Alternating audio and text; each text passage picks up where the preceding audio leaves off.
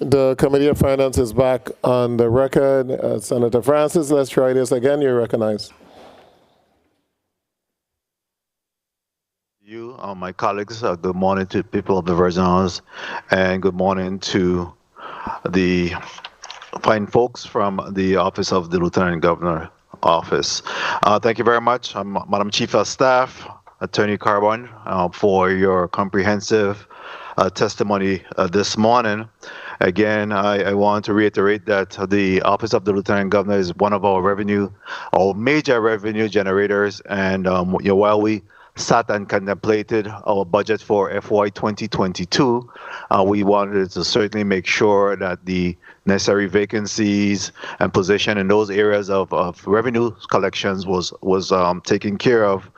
I must say that when I look at the breakdown by the post-audit of some of the salary ranges for the Lieutenant Governor's office, in my opinion, they're woefully low.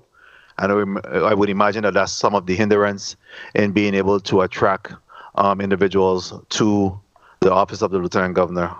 What do you say about that? That in my testimony that has been a challenge in bringing people in, and it's not simply about bringing people in at higher salaries, because there's even a program where we could we've requested to be a part of, to bring in graduates, college graduates, but then you have to consider persons that have been working in positions for years and how that's going to impact those persons that have been working all those years. So we can't do it in a vacuum. We really have to look at the whole picture. Thank you. Thank you for including it in your testimony.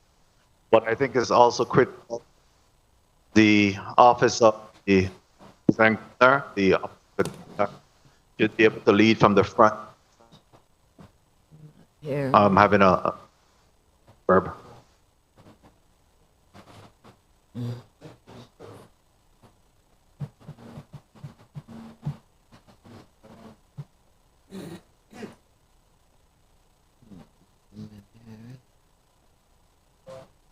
I think go ahead again, Senator. We lost you for a minute.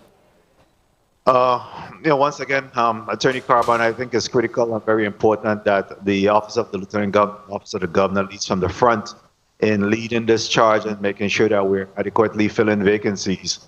There is a level of expectation that at that level, that certainly, that they'll lead the charge in making sure that they're attracting employees to their agency, as well as, again, we have a lot of your current employees that's really concerned about their salary increases as well, and have been waiting to receive their salary increases. So what is the timeline that you have indicated as established for the purpose of taking care of those employees in-house, current employees? 2 minutes. Are you referencing the union negotiations? I didn't hear. I couldn't hear. Yes, ma'am. Your union, well, your current employees, whatever it'll take for them, I would imagine that they're part of a collective bargaining agreement. So when are they slated to go for negotiations so that their salaries could be considered, increases could be considered? Okay, Ms. Farrington mentioned that we participated in the last meeting we had with OCB and the unions were, I think, in June, and they're still finalizing. So we don't have any numbers as yet, final numbers as yet. We're waiting for them to let us know what the final is. Very well. Again, I expect that the office of the governor and the lieutenant governor would lead the charge and not just wait for, office of collective bargaining to make that determination. But I'll move on from there. In respect to the record of deeds, there are some severe shortages within the record of deeds as well. Recorder of deeds on St. Croix, we're short one staff. We've already, we're supposed to have someone joining hopefully by the middle of next month or the end of next month. St. Thomas is fully staffed with regards to the positions that are available. What about technology, computers getting, the entries being made? Because I'm getting calls and concern that there is a delay of actually about 3, in some instances, 3 to 6 months for these to load certain information. Are you aware of that? There is a delay on the island of St. Croix, and that's where we have this staff shortage. But we have put some stuff in place and hope to have them up to date within the next few weeks. Because it was brought to my attention this week. Very well. Again, I represent St. Croix, and I'm very concerned if there's some shortages within that area that's creating delays of 3 or 4 or more months. I think it's critical that we're able to address those post haste. Time. We have a level of by our realtors, our titling companies, as well as the closing attorneys. They're completely frustrated by this process, and it's really leaving a bad taste in their mouth in regards to what's happening there with that situation. So I'm asking you to take back to the lieutenant governor, and I'll reach out to him as well. That we really need to address this situation within the record of these, or overall with the office of the lieutenant governor being able to fill some of these necessary areas. Because it's creating some residual impact. Mr. Chair, I just have 2 follow-up questions in light of this communication issue that I'll just finalize with. Go ahead. Thank you. Thank you very much. Attorney Carbon, you also mentioned about the Notarial Act as well as the electronic wills and being the bill sponsor. On that, I want to say you're welcome for moving those legislation forward. Have you finalized the issue of coming up with a notarial act, coming up with the costs for the notaries going forward? I'm going to refer to Attorney McLean. Morning, Senator. Could you repeat the question, please? I was trying to ascertain whether or not there have been any finality to the costs for notaries going forward. I saw some press release that the lieutenant governor had sent out cautioning any increase, but I wanted to know if there's any established increase that have been sent out thus far. No, there are no increases at this time. As you noted, the press release has been sent out, and the notary division has reached out to each notary individually and personally via letter and via email, as well as phone calls, to let them know that there are no increases at this time. And when do you intend to be able to take action on that? The purpose of moving the legislation was, in fact, to move the $5 cost to some other reasonable costs in this day and age. Well, let's just say the OLG was willing to move forward. We've got a lot of pushback in trying to move that effort forward. And so now but the legislation does provide for there to be increases after a 6-month period. So I probably towards the end of the year, the notaries will be able to take advantage of that legislation. Very well. Thank you for your response there. And finally, Mr. Chair, I just wanted to ask on page 17, Attorney Carbon, you mentioned that the Lieutenant Governor's office requires collaboration with specific government agencies. This is a work in progress, and you talk about the need for more effective collaboration with the government agencies. Can you further explain what do you mean by this the statement? I couldn't hear the whole your whole question. Are you asking what I meant about the collaboration or about a work in progress? That's Explain it. the collaboration. Basically, in Yeah. order to, for instance, the Department of Planning and Natural Resources, they have information regarding persons who are building in the community or renovating, making improvements. That information is needed because it affects property values, right? We also have the Waste Management Authority. The information that we need from them is information with regards to the sewer fees because we collect those sewer fees on behalf of that agency.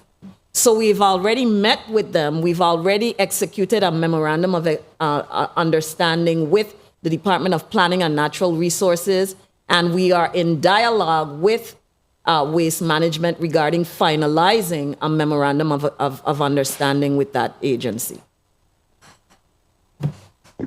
Very well. I just want to say that the role of the Lieutenant Governor office as the second highest individual within the executive branch, there's an expectation that we can move beyond collaboration and that the policies, those things that need to be executed, that in fact that they could be taken care of so that we could move on and make sure that we get in the work of the people being done. So I have some concerns about a statement such as this being in your testimony this morning. Thank you very much for your response. Thank you very much for the time, Mr. Chair. Thank you, Senator Francis. Your record of these office, you have any AC issues? On the island of St. Croix, yes. How long now? It may be 2 months. Miss Pierre could confirm that, but I think it's about 2 months. Ms. Pierre?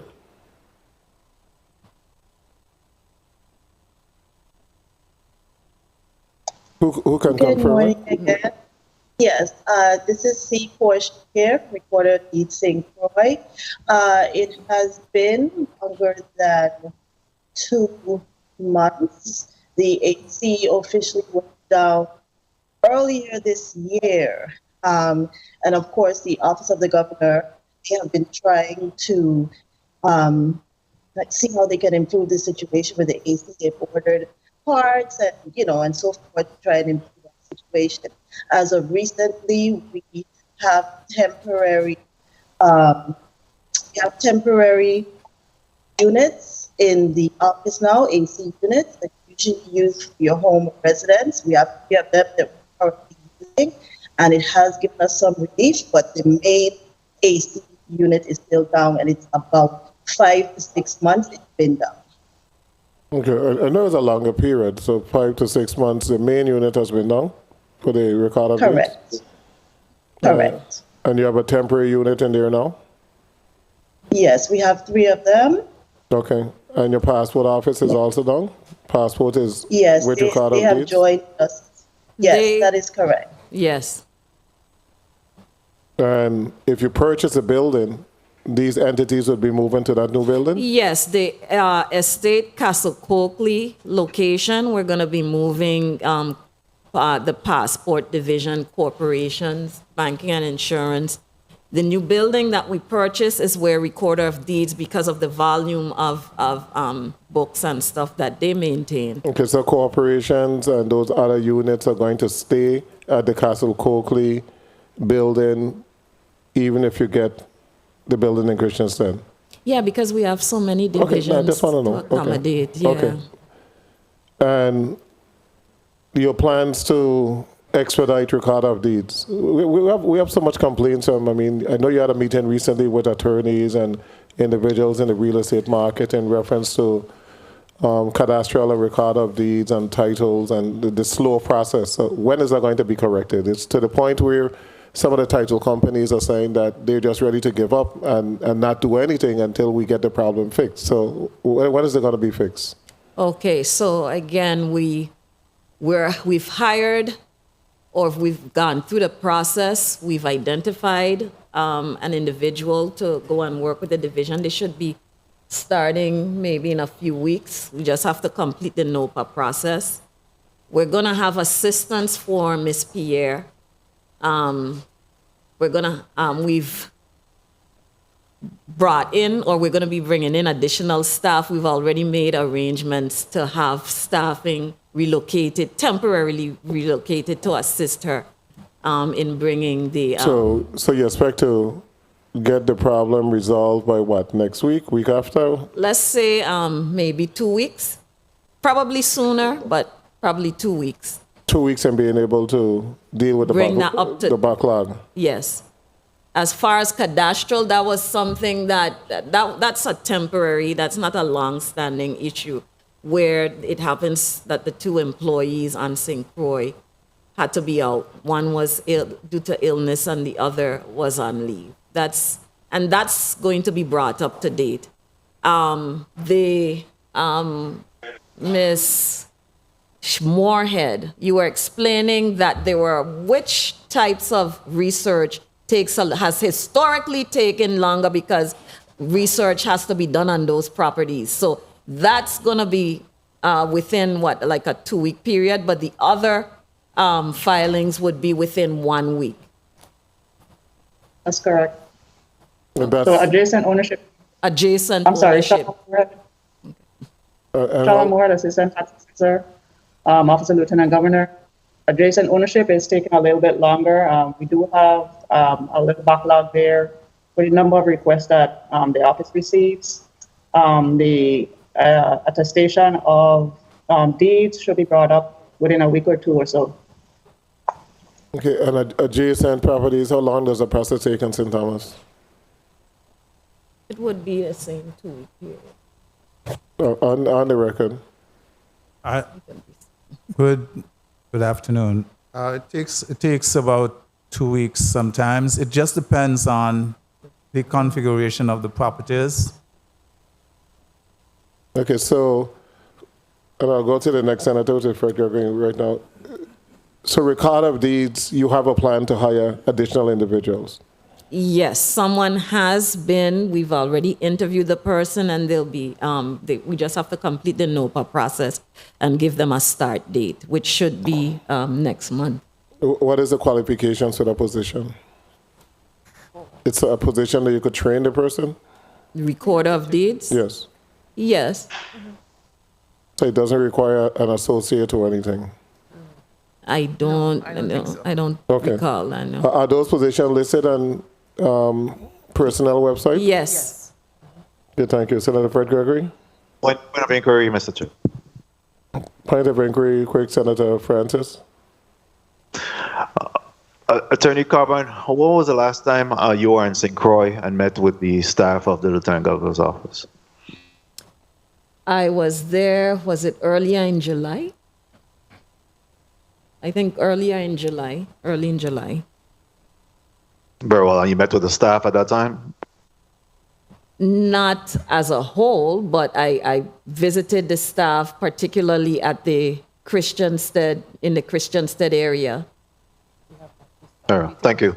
Thank you, Mr. Chair.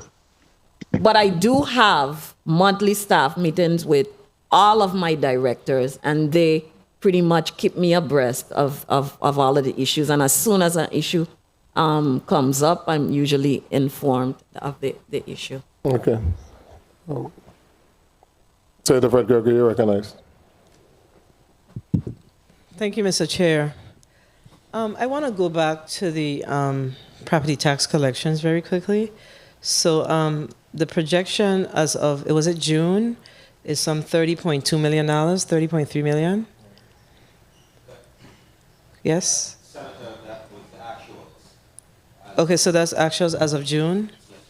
And to the end of the year, or the fiscal year, we were projecting some 50 million? 58. Okay, so I am concerned that how we're going to meet the 50 million, and I know that you talked about what you intend to do, but from a realistic perspective, do you believe that we are going to meet the $50 million mark come, September 30th?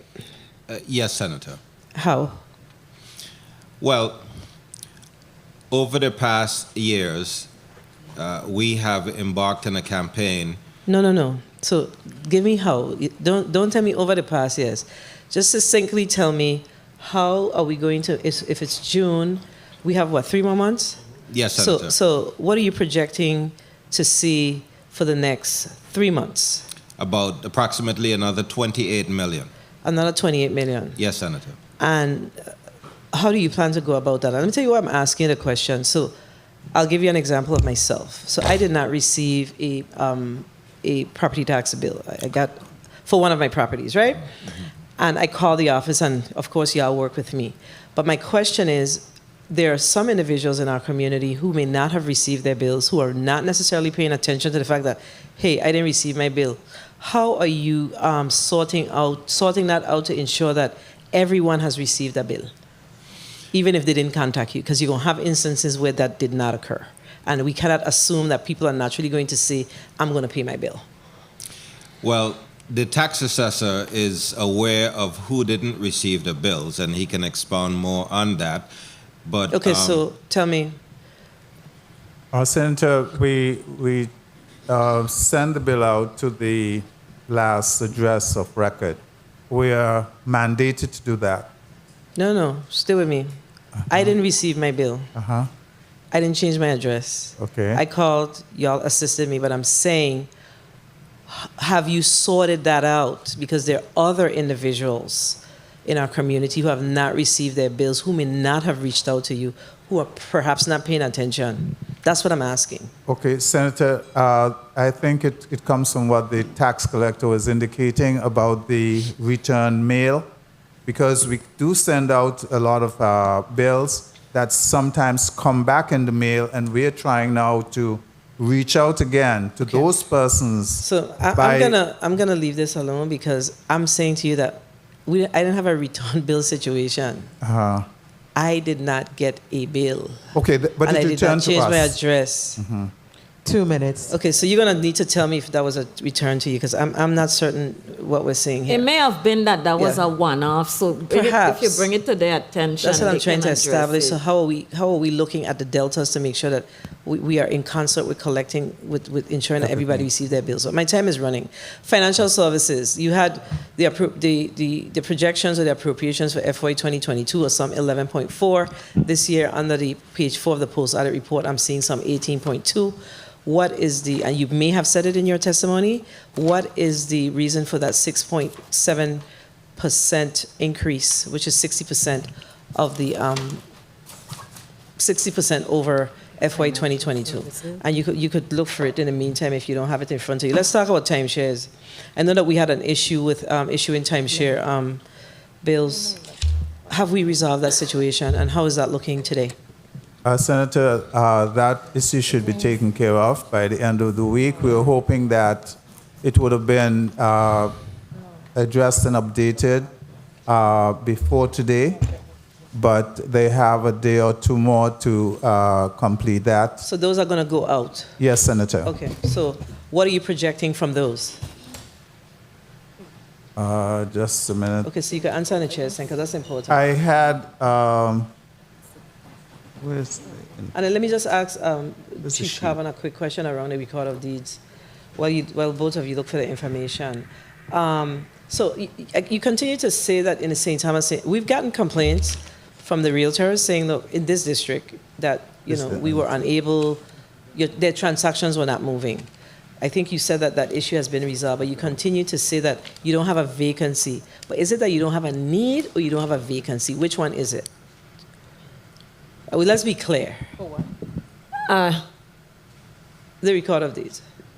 A need for an additional, because right now all it provides for are those, the record of deeds and 2 persons in each district. So I'm asking So- you, Time. let's be Additional. clear. I mean, I know what you have, but I continue to hear that operative word. Based on what's available, everything is filled. That is not the primary concern. What is your need? You may have 6 slices of bread, but you really need 8. So that's what I'm trying to establish with you. What is the true need in order to make sure that the processes and the transactions flow swiftly? And do we have a backup in St. Thomas still? We don't have a backup, but Miss Dover, I'm gonna let you speak to that, and then I'll.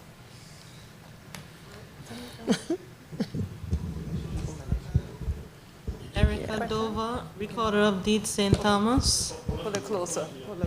I mean, Erica Dover, Recorder of Deeds, St. Thomas. On St. Thomas, presently, we do not have a backlog. So I'm not sure if you're speaking to the district of St. Croix or Mr. Chair, St. Thomas. Mr. Chair, I just asked a simple question. I Is need there to know. one? I gave an example. All of us run households. Walk with me, man. Okay, so Ms. Dover, do you think you have a need for an additional employee? Your backlog you've caught up on, but to make the processes flow as they should, do you think there's a need for us to add a position to that division? Okay, it would be, Yes or no? yes. Okay. Yes, because we have things that could be fine-tuned, so with that one And- person, we can give them that additional scope Okay. of their job description. I have never seen, we have to work so hard to just find out, do you have a need? The Committee of Finance has the ability to increase or decrease budgets. You're a revenue generating entity. Record of deeds, we get in 1 million complaints on St. Croix. You have complaints on St. Thomas. If we need to add staff, we need to add staff. If you have individuals that are going to be coming on board and we need not to fund it at 0.5, and we need to fully fund it for the upcoming year because you can get 2 individuals come October, we need to know so that we could include those amounts into the budget. I guess we so caught up, Chairman, with getting things done, and we getting things done, at least in one district, with what we have, that we so caught up. But yes, you're right. You're correct. So correct. I'm going to allow you to ask you the last 2 and then we... No, I don't have another question. One minute, Senator. It is not acceptable that it's working in one district. It's not.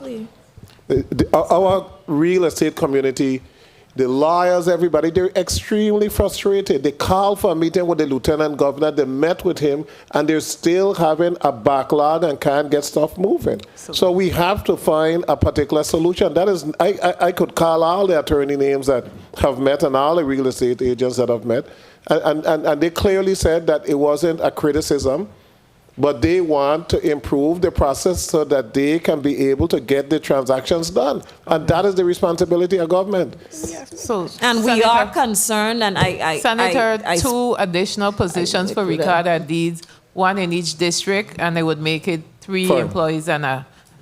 Okay, thank you. Senator Fred Gregory. Let me just wrap wrap up. And of course, we're getting the complaints from the heads of banks in the Virgin Islands. These people are calling. But I wanted to get my 2 questions that I asked the questions already. I just want them answered. The one question that I asked around the financial services, the significant increase projections. Page 4? Yes, ma'am. You said 11 Page 4 of 16. Uh-huh. What was the figure I'm you seeing said? that last year we had some 11.4 based on the post-audit report, and this year the recommendation is 18.2. So I'm trying to figure out over that 18.2 over FY 2022. Oh, that's the grand total. Yeah. Okay. So I'm trying to establish, you're talking about why are we seeing a 11.4? 6.8, 60% increase? No, it's the 2022 appropriation reflects the budget as of a certain point in time. You don't put on the full budget like with the appropriated fund. You know, you put So it on over as your time. collections, You put it, huh? it would be your collections then. You put it on over time based on the collections coming in. Okay, so, okay. But your actuals in 21 was 13. Mm-hmm. That's what I'm saying. So if we're going to go to 21 and then we move to 22, then how do we get all the way up to 18? Because if you look at 11, there's still a huge increase. Yes, the funds are based on a percentage of collections, like in the case of property tax. In the case of property tax. So you think you will meet the financial. 18.3? That's Yes. basically. Yes, okay. Senator. And then the other question for Mr. I think it was Mr. Chapman. Mills. Yes. And that was the question was around the record of deeds. I mean, not the record of deeds. The Timeshares. The timeshares and what are you projecting? What is the amount of the bills that you're sending out and what you're projecting to actually generate? We're hoping to generate about $5.5 million. How How much you're sending out? much how much in timeshares? Correct. Where's the number? About 27,000 No. bills. The total, the aggregate of the bills that you're sending out, not the number of bills. What is it worth? The dollar value. And then what you're projecting that you'll receive. Okay. Would you? Yeah. She wanted dollar figure. Senator, for timeshares, approximately some $5.5 million has been billed. Those bills have gone out. So the billing is 5.5. Yes, ma'am. Yes, And you Senator. expect to receive your entire 5.5, right? Yes, Senator. Okay.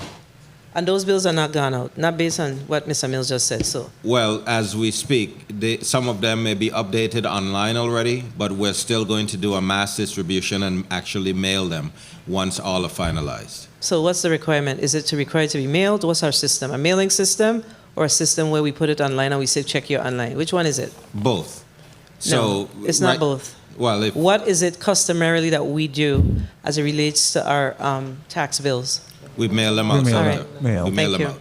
Thank you, Mr. Chair, for the leeway. Thanks. Thank you, and give you some additional time because the answers, instead of being direct, like you have to ask the question 2-3 different ways in order to get the answer.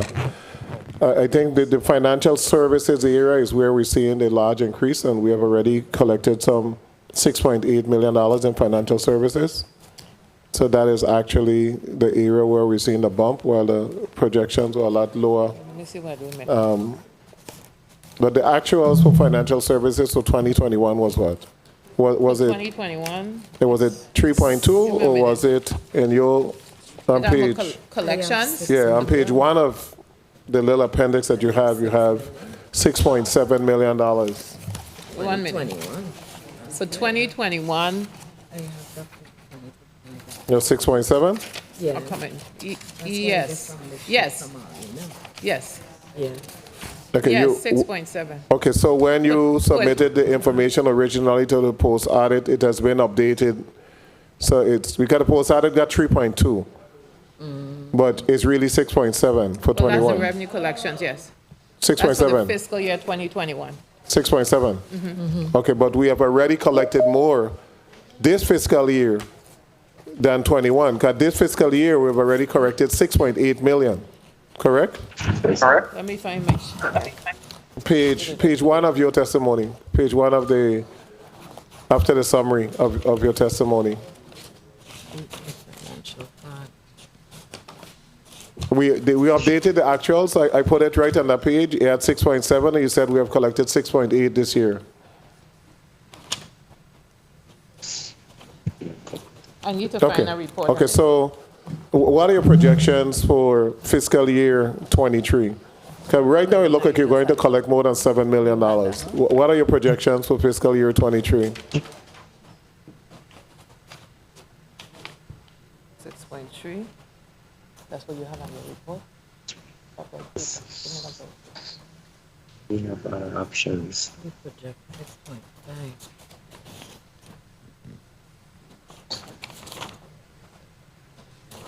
It's between 6.3 and, sorry, 6.3 and 6.5.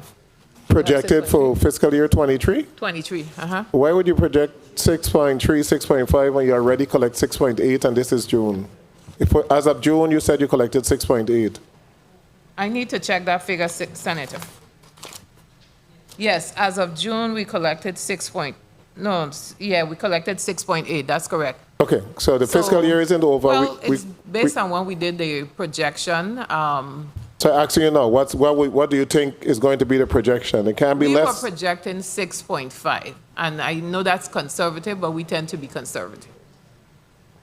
Okay, You beg to differ, but it's totally conservative. different. We already collected Conservative. 6.8. You're going to collect over $7 million. We are not supposed to go backwards. We're supposed to continue. Well, it depends. It depends. Okay. I will calculate that. Senator Gittins, you're recognized.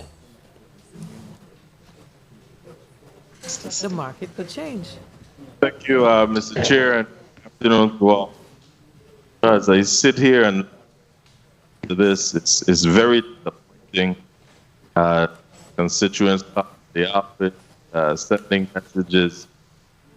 Simply put, people are looking for efficiency, progress in this. The office governor have made revenue generating. So Senator Gittins, hold up. You're going. Spinning wheels here. You're I want going to in and go out. back to the question or discussion about the mails. When you have return mails, what are you doing with these mails? Because oftentimes, this is a lot of the bills going out. What are you doing with the return mails?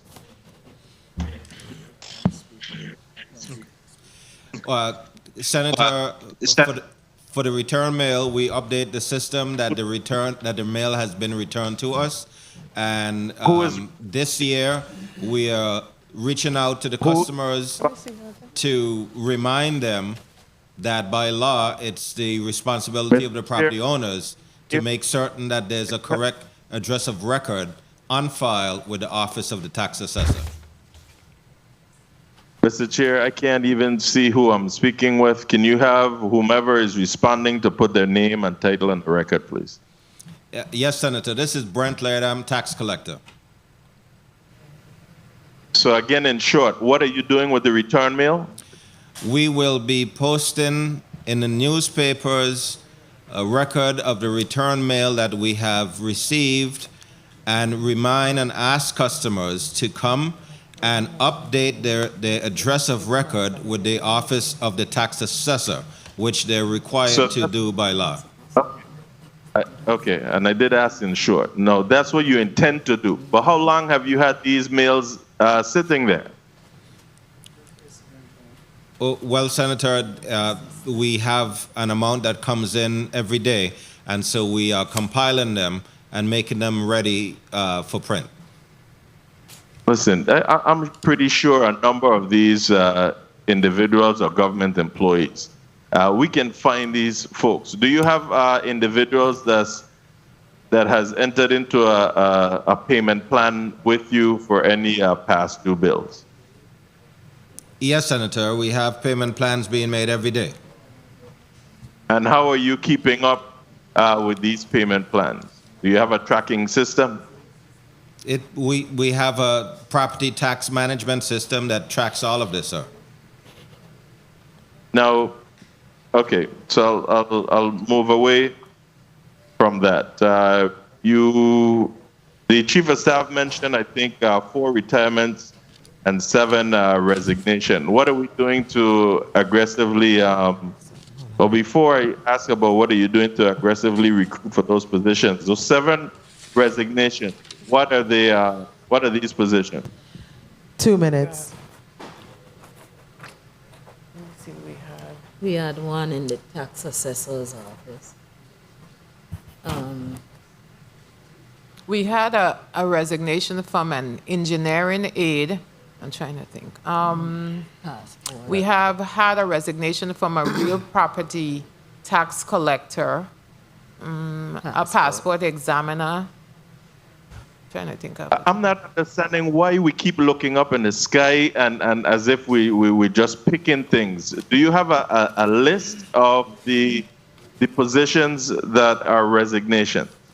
Senator, I'm looking through. I was trying to answer off the top of my head, going by divisions based on the resignations I'm aware of. We've also had resignations from franchise tax auditor. We've had two of those left.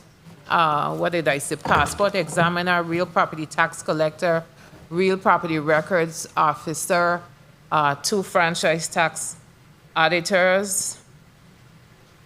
And the positions are posted on your site or on the Division of Personnel website? Yeah, we have to post them on Division of Personnel website. So you have to post them. That means they're not posted yet. No, some of them have been posted, yes. I was telling you in general, we definitely have to post them on personnel website, but we have also made a notation on our website because we've done career fairs, and in doing the career fairs, we have indicated those as well. We also had a resignation from a systems analyst. Thank you. Let me ask you quickly, do you still collect public sewer system user fees? Yes. How much collected last calendar year and this calendar year to date? Time.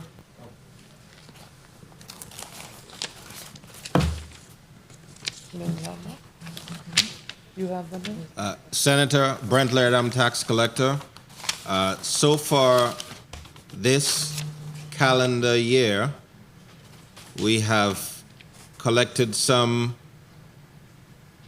just over about $210,000 in sewer fees. 2022?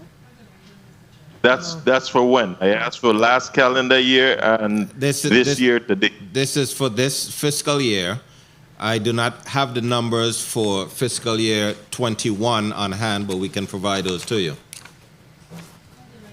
Okay, thanks for that. Lastly, Mr. Chair, if I can ask, what's their relationship with the University of the Virgin Islands, specifically with their School of Business, to see if there's a recruitment relationship with them to hire people in these vacant positions that they have? Okay, we have reached out. We've been trying to reach out to the university. We had a contact in the business office. But I'm going to tell you, let me take a quick second to tell you, this is a national issue with not these people, this generation of today, they ain't looking for jobs in the office. They want quick money. So a lot of them, they're not even looking at the salaries in our in government. And that's the reality that we face. I've told my directors that that's one thing I would like to fix before we leave LGO, the pay, but I don't even know if that's going to address anything. It's a national problem where one state even was bringing back baby boomers to work. So that's what we have to face as a government, period. You say all this to say that you don't have a recruitment relationship with the university? We have spoken with them. We've sent them we've sent UVI job postings. At one point, we had a contact in UVI who was on the board. I think it was the Board of Business. And we still have been unable to recruit. So we're not sitting twiddling our thumbs. And I understand the frustration. We have the same frustration. Yeah, well, let us see some aggression in trying to get these things done. But we're not getting the responses that we thought we should be getting. Thank you, Mr. Chair. Thank you, Senator Gittins. A quick point of inquiry, Senator Sorrow. Thank you, Mr. Chair. Going back to the sewage fees, we asked this question last year, budget, on the sewage fees, and I got a response about DPNR and DPNR not sending things over to you, blah, blah, blah. So we seem to have the same issue this year if your collections is $200,000. Tell me, what are we doing with the sewage fees? How has Has that been corrected? What's the So I score? mentioned in my testimony that we've had a meeting with both agencies, DPNR and Waste Management. We were able to execute a MOU with DPNR, and we're waiting. The last I spoke with Waste Management, they are reviewing our proposed MOU to finalize all of that so we can get all the So information. I guess the question, Mr. Chair, would be, what is, of the 200 or some thousand collected, what is the aggregate amount right now that's owed in sewage fees? What's the total amount? I don't know. You don't know? The sewer fee is around $2 million per year. $2 million per year. Yes, based on what we have on our records. But I suspect it should be much more than that. That's it. Okay, but I think part of the frustration is that we had the same discussion last year. And we haven't moved from where we were last year in terms of being able to address this problem. What is the MOU exactly? Well, what's the MOU of Waste Management? Okay, so when we appeared last year, we promised that we would reach out to Waste Management and try and execute a MOU. The MOU is just basically, I had a discussion with the staff as to what they need to receive and by what deadlines they had to receive it in order to incorporate the information into our bill process, our billing process. And then we met with Waste Management and had the discussion, and we've submitted a proposed language, and we're waiting for them to How long has it respond. been submitted? I'm Maybe asking the 2 question months ago. Because Waste Management is coming before us. Those monies are supposed to be transferred to Waste Management, so we need to know. Yes, because it's for their benefit. Correct. So we need to know what they're doing. You said we collected 200,000 thus far this year. The outstanding amount is 2 million. So that's only 10%. So that would sound like you have only collected 10% of the outstanding property taxes that have the sewage fee on it. So I mean, we are way under in terms of collections. Okay, it's on your bill, but it's not on every bill. I have my own separate sewer. It's not on my bill. It's on those that are connected. So if you have $2 million that should be connected, you only collect 200,000, then only 10% of that 2 million have paid the overall property tax bill. So ain't even 2 million, the overall property tax would be millions. No, gotcha. So the graph, you had a point while they're looking for the information. Thank you, Mr. Chair. One question I had, I didn't get a chance to ask. When you moved from the property up back at the hospital down to Niski, I was told that there was monies owed. Do you have that money budgeted for the budget, and how much money is owed? We are in litigation. Oh, yeah. What happened for a period of time after the hurricanes, we had issues between the landlord and us as to things that needed to be fixed for our employees to have good working conditions. They were not done, and we moved. Right now, we're in litigation regarding what they are saying we owe them. Okay, so But that we don't agree. It's litigation. Okay. Yes. All right. Thank you. Thank you for the time, Mr. Chair. Who filed a litigation? Excuse me? Who filed? I guess the property owner, the landlord. The property owner did, the landlord. It's being litigated by DOJ on behalf of the oil.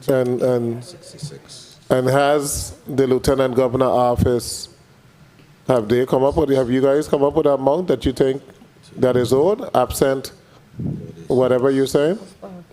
Well, the issues in the litigation concern more than just monies owed, and so until we can resolve those other issues, the court resolves them, that we don't get there yet. It includes build-out costs, et cetera, right? It includes a lot of technical legal issues that we're not able to discuss in this forum. That we weren't able to discuss last budget season. We weren't able to discuss the time before, so we just drag these stuff on. It doesn't come to any resolution.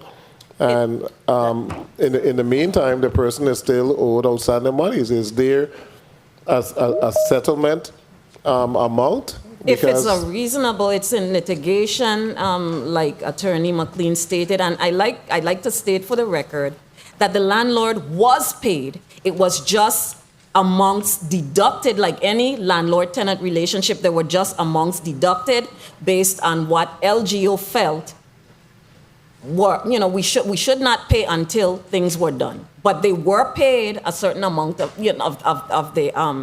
of the rental costs. It wasn't like we did not pay them at all. The last year you didn't pay any rental costs? No, that is not a true statement. I'm asking. Costs were, rent was paid, but again, this is the exact subject of the litigation, right? What was paid? Was it enough? These are the things, but that litigation is in the control of the court. It's not driven by us. It's not driven by the parties. It's driven by a court. There's a process. There are rules, and so we're just going through that process. And once it goes to the court, we were limited in what we can state. Once it's the case is filed in court, we're limited by what we can say. It's still being litigated. And for the record, there were other agencies beside OLG that were also included in that litigation that had separate issues. So it's a big case. It's huge. So it's not anything that anybody here really can control. It just has to go through that legal process, and we will get to an end at some point. Okay, thank you. Yes, go ahead. Yes, Senator, I'd like to enter a correction on the record to the question that Senator Gittins asked. The correct amount for the 2021 that has been collected thus far for sewer fees is $1,046,719.22. 21 or 22? For 21. For 22, rather. And for 21, the amount that was collected, the actuals was $1,927,882.92. Okay. Were those monies transferred to waste management? Well, I have no idea if it has been transferred, but that's what was collected on their behalf. It would be transferred. Colleagues, I think I usually say I think we have exhausted all questions, but I'm going to say we have not exhausted all questions. And I would hope that the Committee of Jurisdiction could have a follow-up meeting so that we can ask some of the more probing questions into operations, et cetera. But in terms of the budgetary process, we have asked quite a number of questions, and I'm going to give them an opportunity to put a closing statement on the record. We have two more groups to come before us, but I think this is one of the first time with the Lieutenant Governor office I'm not leaving with a real good feeling at all in reference to the answers that were given. There's just a lot of outstanding areas. Point of information. Senator Carrion, I did recognize you a while back, but go ahead. I just want to be able to ask a few questions. Go ahead, you can ask a few questions. Thank you, Mr. Chair. My apologies, I was part of, because I was attending a funeral. We've been here today about, within your testimony, numerous occasions, inadequate staffing, limited staffing, small staffing, and it's in a sense, it's a bit frustrating that to have you here this morning and not really clearly express what those needs are, but within your testimony, you continually mention about limited, inadequate, small staffing. This is the opportunity you have to really tell us what you need, and it's been frustrating hearing some of my colleagues trying to get that information out from your office. With regards to your professional services, and the post-audit report, page 7, there you have for co-file technologies. Why has it increased to up to date $72,000, approximately $72,000, and it was $44,000 last year? And please, I do apologize if this was asked and answered. Senator, the $4,000 just reflects the amount that was paid to that entity for 2021. and the 72,353 represents the amount paid as of earlier in 2022. I think there was a new contract. There's a new contract, and they for more provisions. So the figure just represents what was actually paid to them during a particular period of time. So let me ask you this then: How are you making the payments? Are you doing them on an annually basis, a quarterly basis? How are those payments being made? No, as invoiced, according to the contract, as invoiced. So it's not necessarily on an annual basis or quarterly basis. We have a contract, there's a compensation section, and we are invoiced, we are billed, and we pay based on the invoice. And so how often are you receiving an invoice per services that are being rendered? Because this is a huge difference here. There are some services where you would receive a monthly billing, and the monthly for this entity does average around 4,000, 4,003 something. However, sometimes there, like we mentioned, we had breaches, so there might be other services they had to provide to us, emergency services, etc., that are not recurring. So what's the full amount of this contract? For Profile Technologies, the new contract, Attorney McLean? Yeah. The new contract is $130,848. 2 minutes. 30,000. All right. Any other outstanding vendors?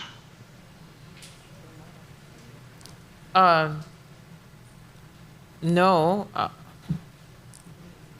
Profile, when you say other outstanding vendors, you're considering them to be outstanding? I wasn't following. If you have vendors that you are owing payments to? No, not off the top of my head. Some of these contracts amendments are just coming online now. And again, we invoice, I mean, sometimes the invoices we're reviewing, but nothing that was submitted to me for payment so far in terms of outstanding. What has been submitted has been paid. And let me ask you, for billing and audit solution services from eRing Software Solution, are there no payments from 2021 and for 2022? Why is that? Because of when the contracts came online. That entity was not previously with us, so it depends on when the contract came online. The contract for the mass appraisal system started first, so there were payments back in 2021. And this other entity, when it started, the other contract, there had been no billing at that point, but we received some in June, so there are now some amounts paid to that entity. But they would not have been reflected on this report as of the date of the report. Got you. And the amount for that contract is how much? For which one? eRing and so forth? eRing. Attorney McLean.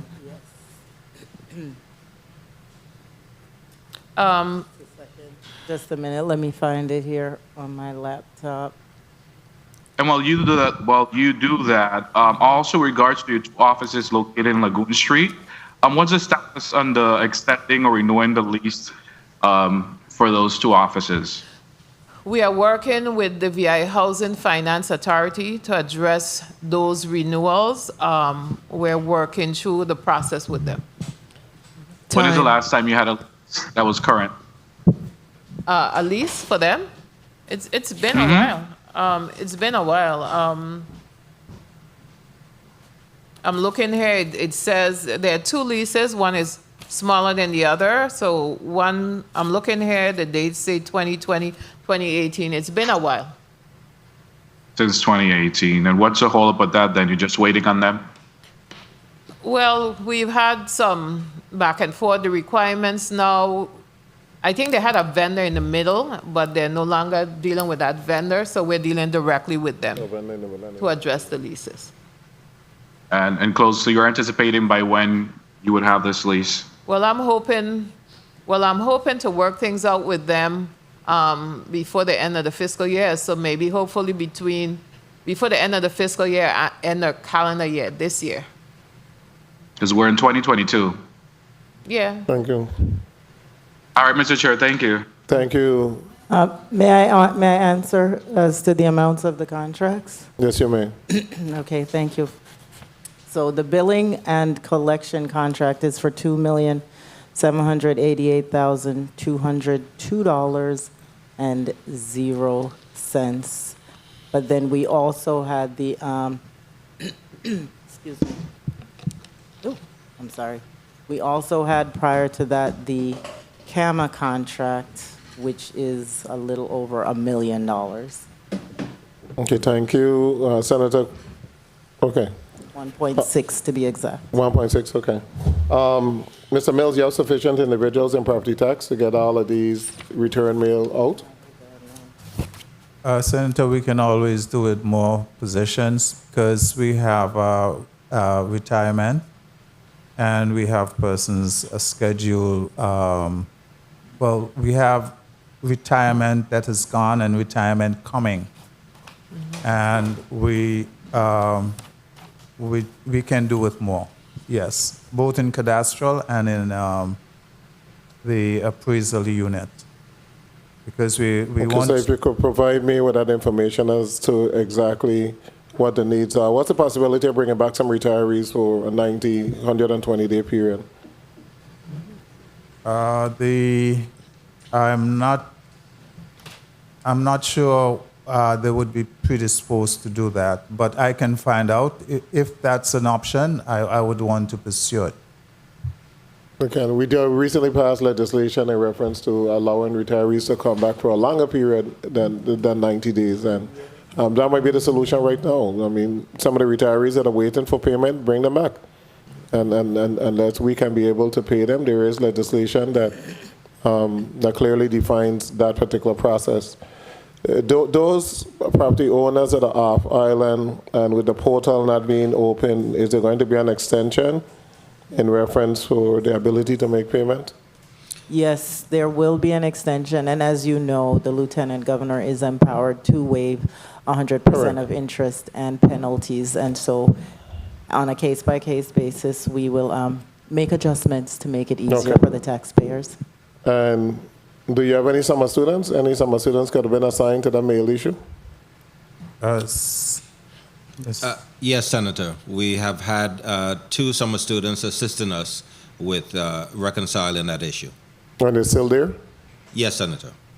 And they're working on it? They are. Okay. And before I close, I think Ms. Farrington or my attorney Caban, you said it, but you said it kind of soft, so I don't think everybody realized what you were saying. You were saying that we possibly could get some fellows. We've inquired into getting the fellows, persons from the fellows program. That was the part I wanted to hear. The but part that you said after. But? The issue, as always, the salary. There's going to be an issue with salaries and those persons that are currently employed.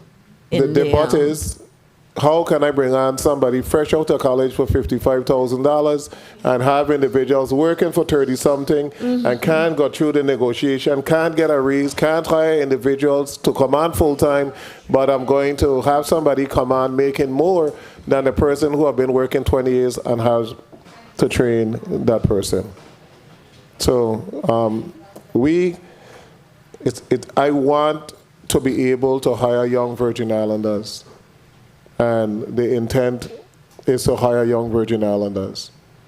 But it's a slap in the face when you have government employees working 25 years that have a degree, or a teacher that has a master's degree and come back to teach full-time and making $43,000, and you pay somebody in the fellows program $55,000 for 1 year.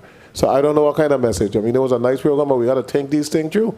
What we need to do is to raise the salaries so that we're able to retain staff and hire additional individuals, because we're saying you have 1,200 vacancy and then you could barely hire 300 because the salaries are too low. Isn't it better to just have 500 vacancies and pay people what they deserve? And that's what we've been trying to do from this body. And I'm going to allow you to put a closing statement on the record because we're going to go directly into the next group.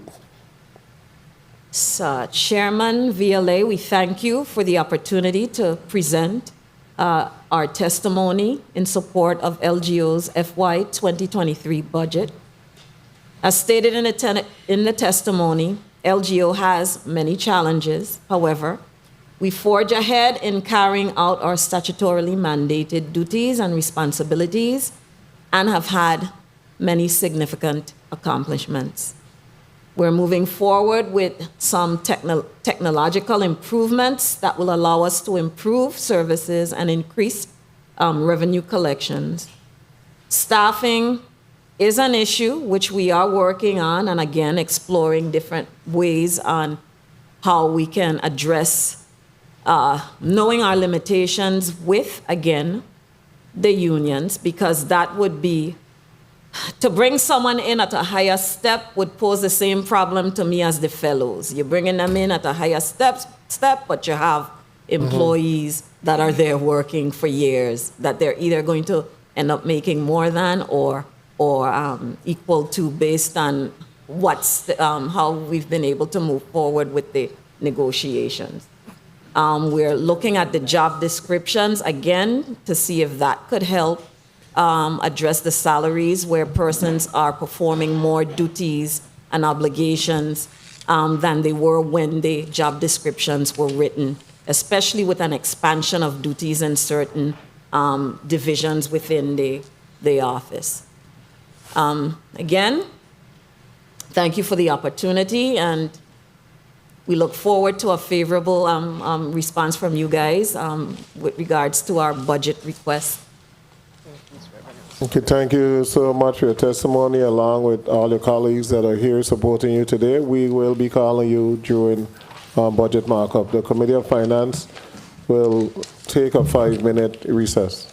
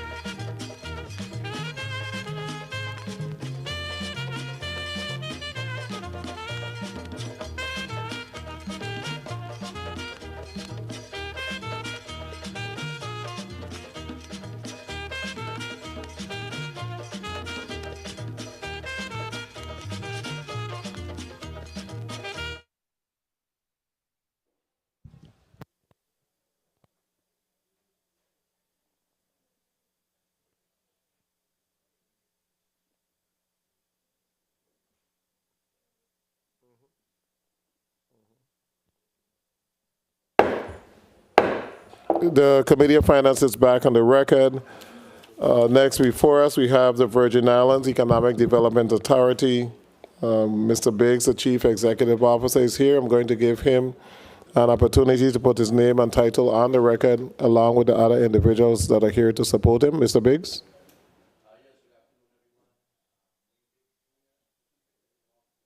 Economic Development Authority. Start over. Yeah, good afternoon, everyone. Wayne Biggs Jr., Chief Executive Officer of the Virgin Islands Economic Development Authority. To my near left is Kelly Thompson-Webb, our Chief Financial Officer. Okay, let her go ahead and put her name on the record. We'll have each. Good afternoon. Kelly Thompson-Webb, Chief Financial Officer of the Economic Development Authority. Thank you. All right. Rosa Celeste Thomas, Assistant Chief Executive Officer. Thank you.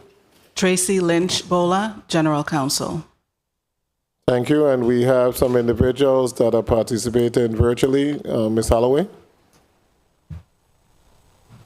Good morning. Kusa Holloway Christian, Incubator Program Manager.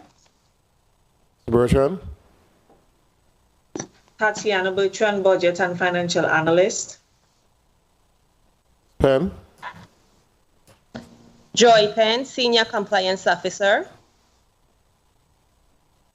Thank you. Is that it, Mr.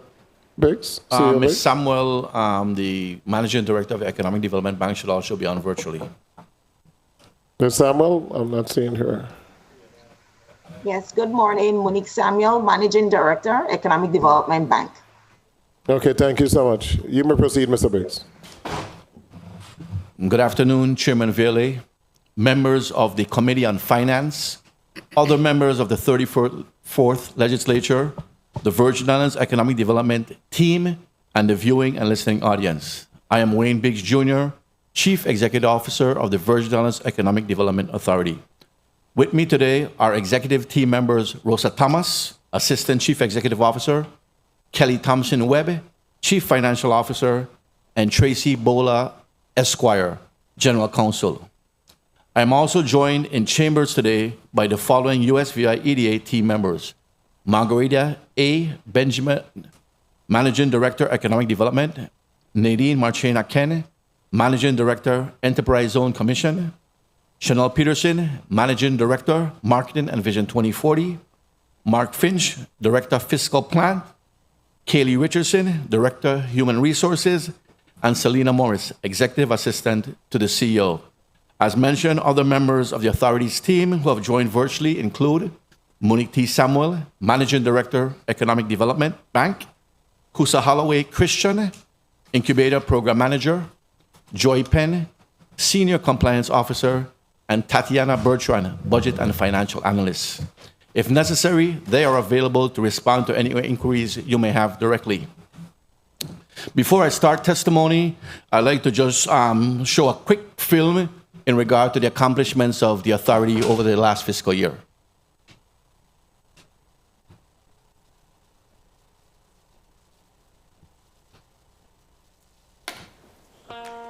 The Virgin Islands Economic Development Authority Fiscal Year 2022 Snapshot. As the lead economic development organization in the USVI, the VI EDA is building the local business community through low-interest loans and other financing options through the Economic Development Bank, supporting artisans and manufacturers through initiatives like the Made in the USVI pop-up shops and spotlighting VI EDA clients across the territory. The USVI EDA has made key strides in attracting more businesses through targeted events in key industry sectors as identified in Vision 2040, and vetting businesses for the VI EDC Tax Incentive Program, facilitating investment in the USVI. In 2022, the EDC received 15 applications and the potential for $36.6 million taxes paid over 5 years. To date, there are 79 active EDC beneficiaries as we continue to diversify the economy through additional marketing efforts and a strong lead generation program. The Enterprise Zone Commission initiatives in growing agribusiness include anchor projects in Enterprise Zones, Savan Down Street, St. Thomas, and in the town of Frederickstead, St. Croix, while arts and culture are on the horizon with rehabilitated buildings in the town of Christiansted, St. Croix, and Garden Street, Upstreet, St. Thomas, with robust efforts in promoting the South Shore Trade Zone, the VI EDA is planning trade zone assets. The VI EDA is all about helping the community through the Estate Planning Forum, promoting the USVI Cares Fisheries Program, and supporting farmers and patrons at AgriFest. To women entrepreneurs at the annual Women Empowerment Conference, we thank our team of 40 dynamic professionals for their great service to the people of the United States Virgin Islands. For more information, visit www.usvieda.org. Yeah, let me first thank my in-house team for putting that together for us. The authority is an umbrella entity unifying the functions of 4 main divisions with a primary focus on implementing comprehensive economic development programs to improve the quality of life and place for residents of the U.S. Virgin Islands. Through its main divisions, USVI EDA offers wraparound services to clients and stakeholders to facilitate investment, bolster the small business community with financial and technical support, boost export activity, revitalize our distressed neighborhoods and communities, and provide affordable commercial space. To further illustrate USVI EDA's core services, I will now provide a brief overview of the 4 main divisions. 1. The Economic Development Bank for the United States Virgin Islands, known internally as the EDB, provides equity infusion to small business. As of June 30th, the Economic Development Bank had a portfolio of 61 loans. This represents over $5.5 million that was approved to finance local small businesses. EDB's loan delinquency rate is 1.5%. In addition to administering USVI EDA's loan programs, the Economic Development Bank has been the lead entity that manages funding through the State Small Business Credit Initiative, known as the SSBCI program, which allows for loan guarantees to commercial banks to reduce risk to the lending institutions and thereby encourage small business growth. It also administers financing programs offered through other federal and local agencies, such as the U.S. Small Business Administration, SBA's Paycheck Protection Program, and the Virgin Islands Energy Office's Sun Power Loan Program. Also housed within the Economic Development Bank is the Incubator Program, which provides technical assistance and management training to help new companies become full-fledged businesses. Through incubators, services, and events such as the Small Business Camp and the Young CEO Camp, USVI EDA has helped entrepreneurs realize their business concepts into thriving businesses on St. Croix that include a pharmacy, 10 companies, and skincare businesses. 2. The Virgin Islands Economic Development Commission, known as the EDC, plays a key role in facilitating greater investment to our shores by administering tax incentives that encourage businesses to start, relocate, or expand in a territory. This enhances the job market and injects dollars into our local economy. Preliminary 2019 statistics of a reported 66 companies receiving EDC tax incentives indicate an overall average of 1,565 employees, total capital expenditures of over $113 million, total charitable contributions of over $2 million, and total taxes and duties paid of over $59 million. Further, in 2019, the total benefit of having these companies operated in the territory was over $295 million. As of June 30, 2022, there are 77 active companies receiving tax incentives through the EDC. This month, 2 additional companies were added to the program, bringing the total current number to 79. Ensuring that these beneficiaries are in compliance with the terms and conditions of their certificates is critical to the success of the program and guarantees that our community reaps the benefits of having these companies in the territory. EDC's compliance unit is incorporating technology in its process, recruiting for vacancies, and seeking consultants to ramp up activities to bring all beneficiaries into a 1-year compliance cycle pursuant to Act 8559. EDC also administers the Eligible Virgin Islands Supplier Program, which currently includes 350 local businesses. This program supports EDC's procurement policy, which requires beneficiaries of the Economic Development Commission tax incentives to purchase locally to the greatest extent possible from licensed businesses operating in the territory. Other programs administered by the Economic Development Commission are the Sustained Tourism through Art-Based Revenue Streams Program, known as STARS, and the Hotel Development Program, known as HDA or the Hotel Development Act, and Tax Increment Financing Program, known as TIF, enacted under USVI EDA statutes. 3. The Enterprise Zone Commission, the EZC, takes a holistic approach to applying community development tools to revitalize once vibrant towns and neighborhoods that are now considered distressed.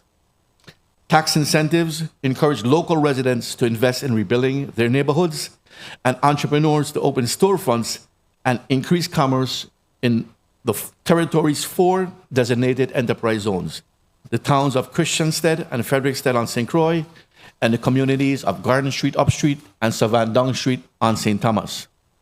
Local manufacturers can potentially broaden their client base through the Enterprise Zone Commission's Made in the USVI pop-up shop program and its accelerator initiatives, as well as export their products with assistance from the SBA's State Trade Expansion Program, known as STEP, which is also administered by the Enterprise Zone Commission. Families receive assistance with issues related to property through its rejuvenation programs and estate planning forums. Notably, this year's in-person estate planning forum was a multimedia event that was aired on radio and television and live streamed on Facebook and YouTube via Zoom. Website analytics reflect that the live event drew 100 viewers, the recording garnered another 800 viewers, and the event received over 3,000 hits. Additionally, the Enterprise Zone Commission is the lead entity that will manage and promote tax incentives offered through the Virgin Islands South Shore Trade Zone Program, with the goal of establishing St. Croix as a gateway to trade to this region. 4.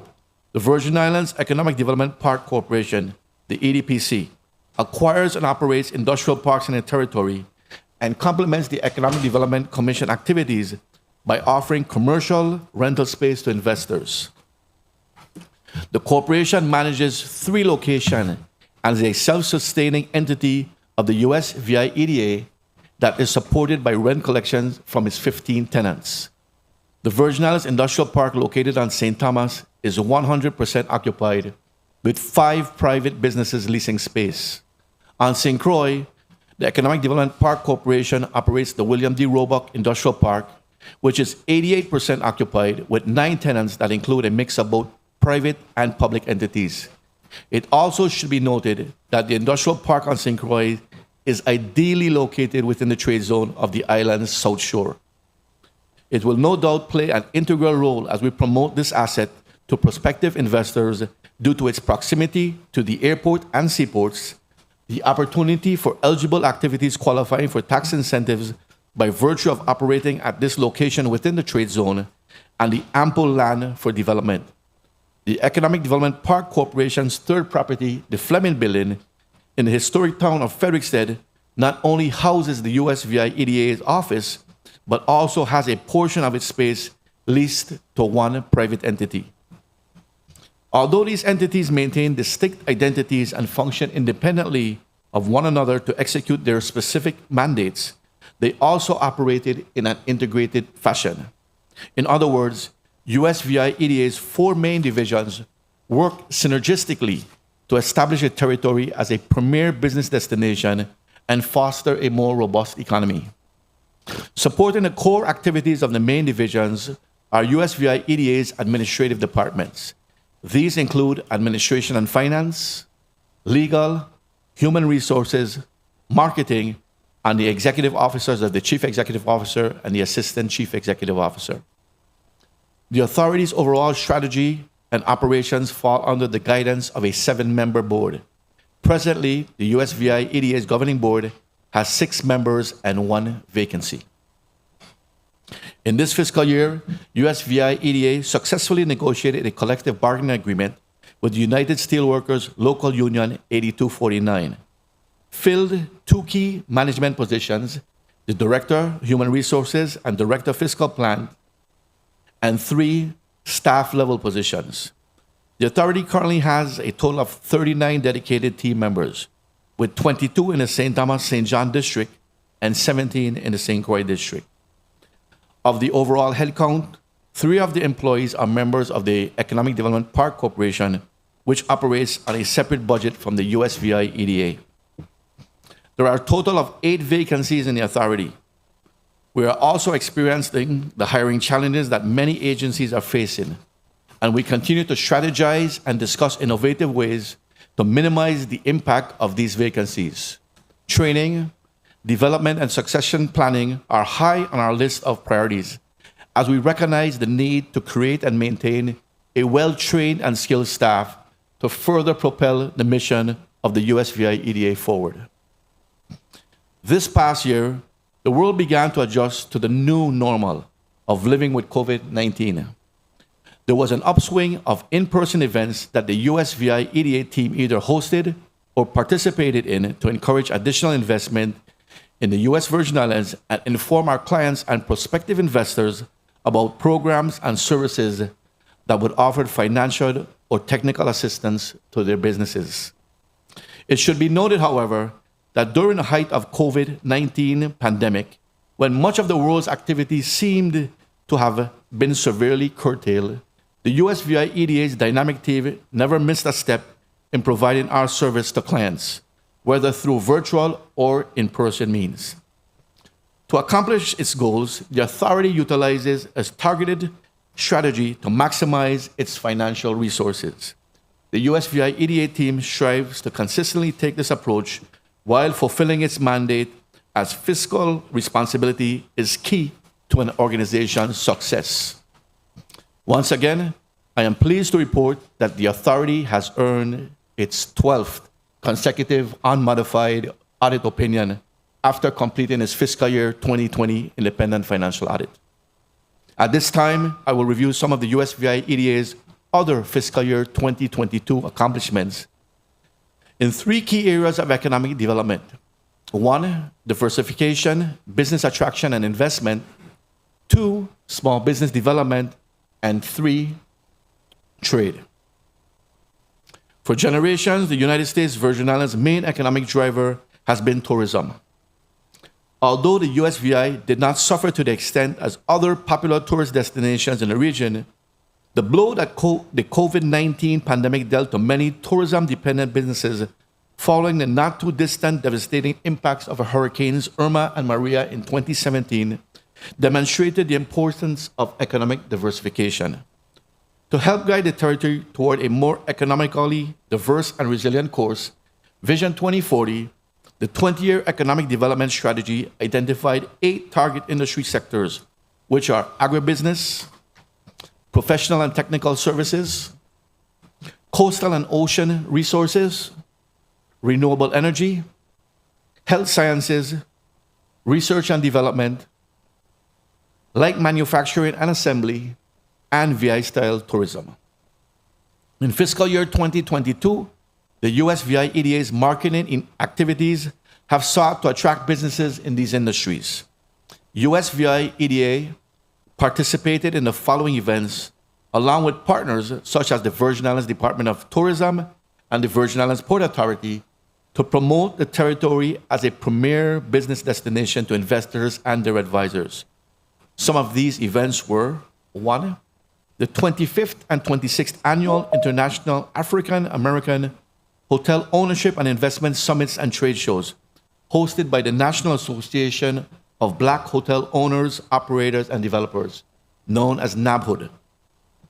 Both NABHOOD conferences were held in Miami, Florida, the first in October 2021 and the second in early July of this year.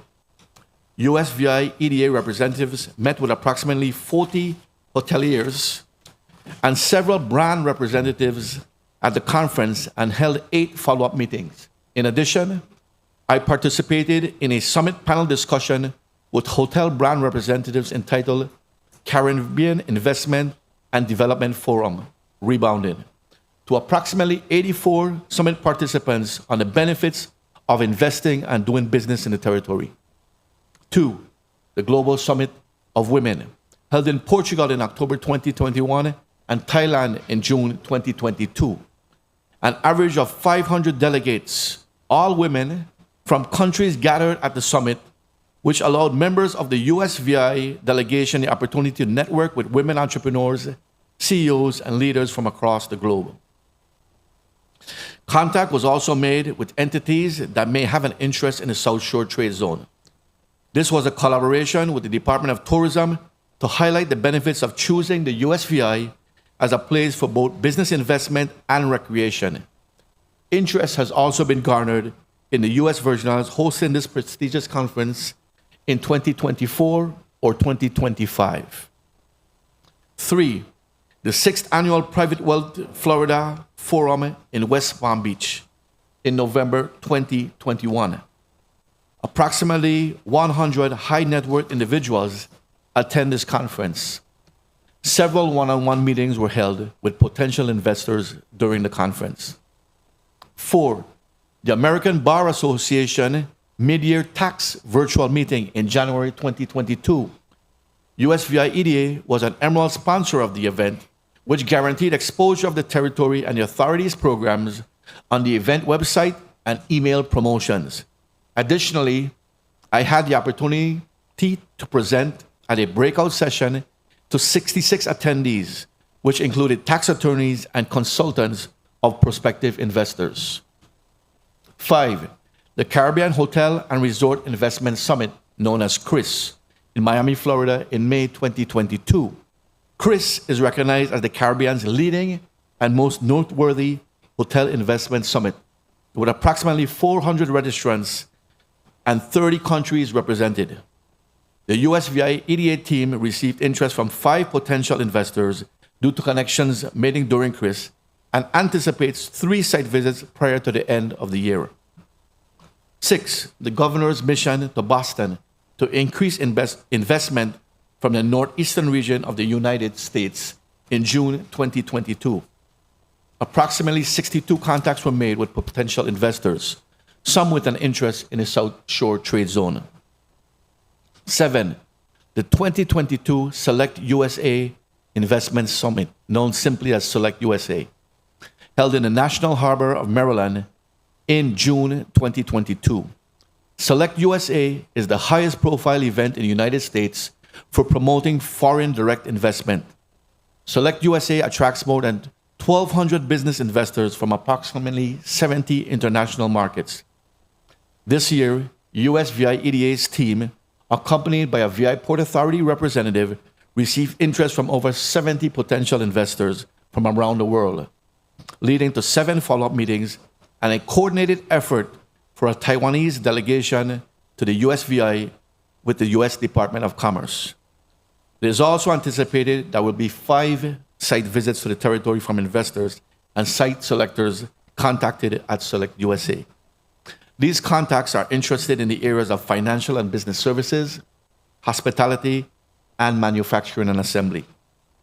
In addition to participation in events, USVI EDA has increased its exposure in the following national print and digital publications, which had a wide reach to high net worth individuals, site selectors, and advisors. Business facilities, website and newsletter. Over 1,000 senior level executives and approximately 60,000 magazine and e-newsletter subscribers. Upward Curve magazine, 550,000 high net worth weekly readers. Hemispheres magazine, placed on United Airlines flights and lounges, a potential viewership of over 15 million. Site Selection magazine, digital and print, a subscriber base of over 44,000. New Wire, distribution to over 200 national and international online publications, including Yahoo Finance. Marketing efforts have increased interest on 3 of the USVI EDA's social media platforms. USVI EDA's Facebook reach has increased by 30%. Instagram follows have increased by 6%, and Twitter profile visits have increased by 39%. Analytics of USVI EDA's jump site, www.investusvirginals.com, targeted specifically to investors, experienced a 54% visitor increase over the previous quarter. The US Virgin Islands, and China are the top 3 locations of website visits. Currently, our marketing department is managing a customer relationship management database of over 15,000 companies. We have identified 25 hot projects with solid investor interest in the territory, all within 7 of the 8 target industry sectors outlined in Vision 2040. Specifically, the hot projects fall within coastal and ocean resources, health sciences, light manufacturing and assembly, renewable energy, tourism and hotel development, agribusiness, and professional and technical services. The total potential investment value of these hot projects is over $196 million. As of June 30th, 2022, USVI EDA has hosted 31 site visits to potential investors to give them an opportunity to see firsthand the investment opportunities in the territory. In regards to investment, I am happy to report that at the end of the third quarter of fiscal year 2022, USVI EDA received a total of 15 applications submitted for the VI EDC tax incentive program. These applications represent the potential future economic impact of a minimum of 81 jobs to be created or retained, over $5 million to be paid in wages, over $2 million to be made in capital investment, and over $385,000 in contributions to broad-based charitable organizations and public education initiatives. These applicants also represent the potential for the territory to realize approximately $36.6 million in taxes over a 5-year period. Moreover, 12 of these applications are new, meaning for the most part, they represent new potential investment and tax dollars in the local economy. These 12 new applications represent approximately 68 jobs, over $4.3 million in wages, approximately $2.6 million investments, and over $314,000 in charitable contributions. Projected total taxes over a 5-year period is approximately $33.6 million.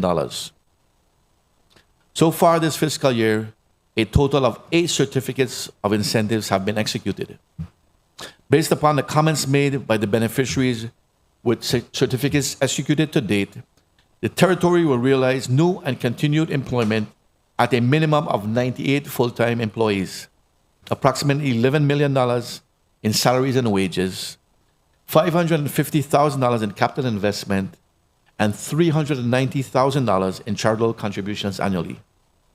It is also estimated that the territory will receive direct taxes over a 5-year period of more than $14.6 million should the business operations materialize as projected.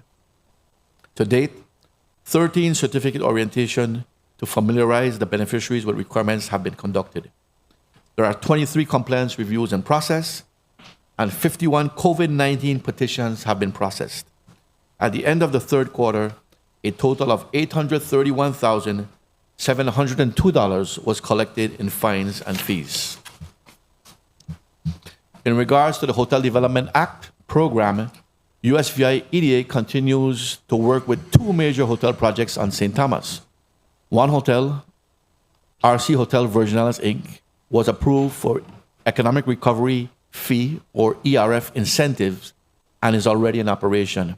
The other, QEF 3, USVI Hotel Owner, Inc., formerly known as Diamond Rock Frenchman's Owner, Inc., was approved by the USVI EDA Board for designated hotel occupancy tax incentives and ERF, and is expected to come online by the end of 2022, adding 415 more jobs to the local market.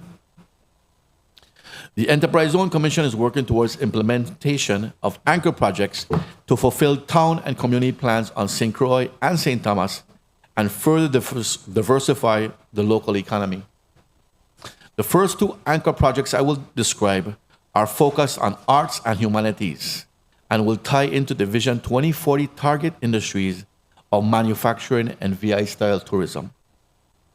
These projects are Healing and Humanities in St. Croix Foundation's Sunday Market Square in the town of Christiansted, and the Virgin Islands Museum Civic and Cultural Center in the historic J. Antonio Jarvis School, known as the Jarvis Project, in the Garden Street Upstreet community.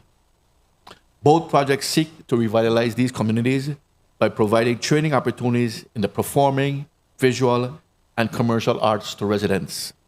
Therefore, it is envisioned that dance, music, and theater will be major activities in the centers. There will also be training and workshop space for woodworking and masonry. Artisan spaces will also be dedicated to sewing, basket making, caning, and pottery. The complex will also include space for civic and community events.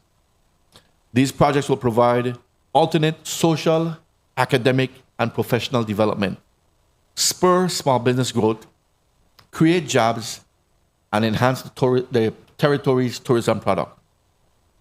USVI EDA has been diligently applying for federal grants to help implement these projects, and I am happy to report that we have recently been awarded $500,000 from the U.S. Department of Interior to start repairs to Building A of the Jarvis Project on St. Thomas. The other two anchor projects will provide shared space facilities to formally establish an agro-tech industry in the territory, strengthen our food resilience, use technology, training, and consultation to increase exports, and create jobs.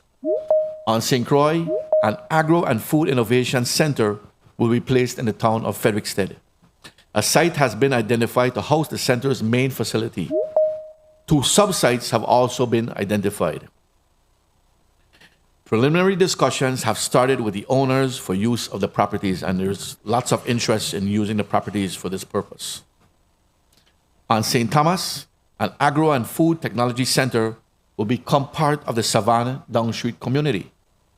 The site of the former Evelyn E. Marcelli Elementary School will be repurposed for the center. It has already been cleared and prepared for renovation.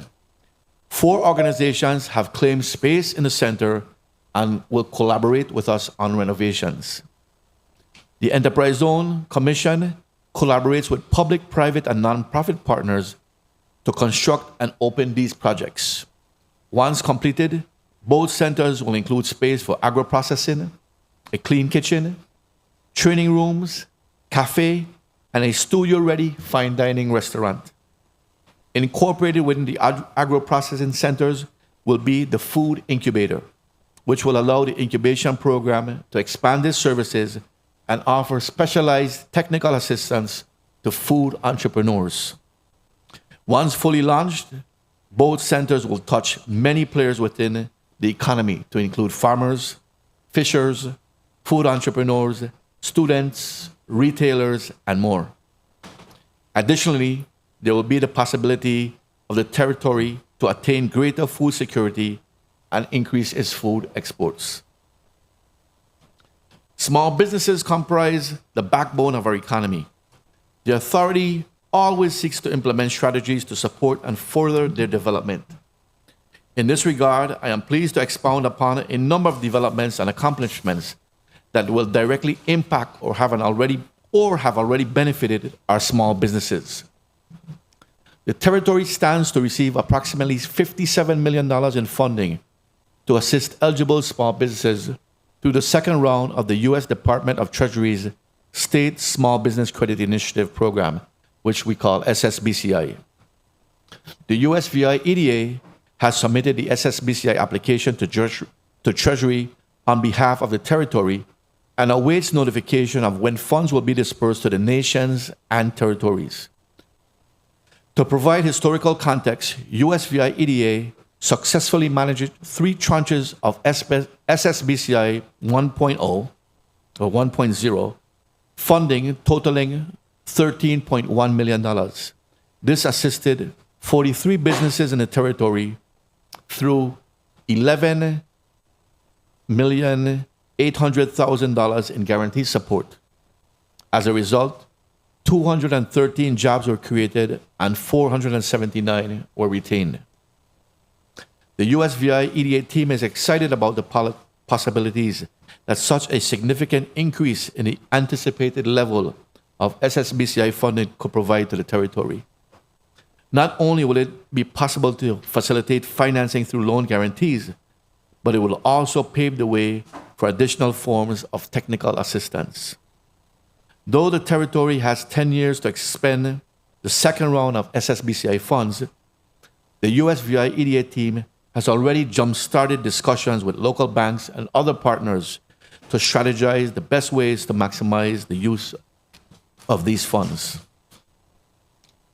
As indicated earlier, USVI EDA collaborates with other agencies to get much-needed financial assistances to small businesses.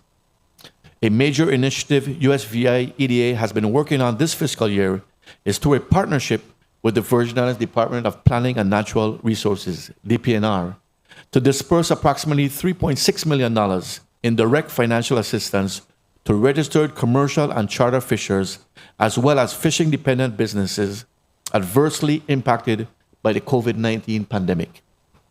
The USVI CARES Fisheries Financial Assistance Program was made possible by funding DPR obtained through the National Oceanic and Atmospheric Administration, NOAA. Eligible applicants will receive grant funds based on their level of loss for specific periods.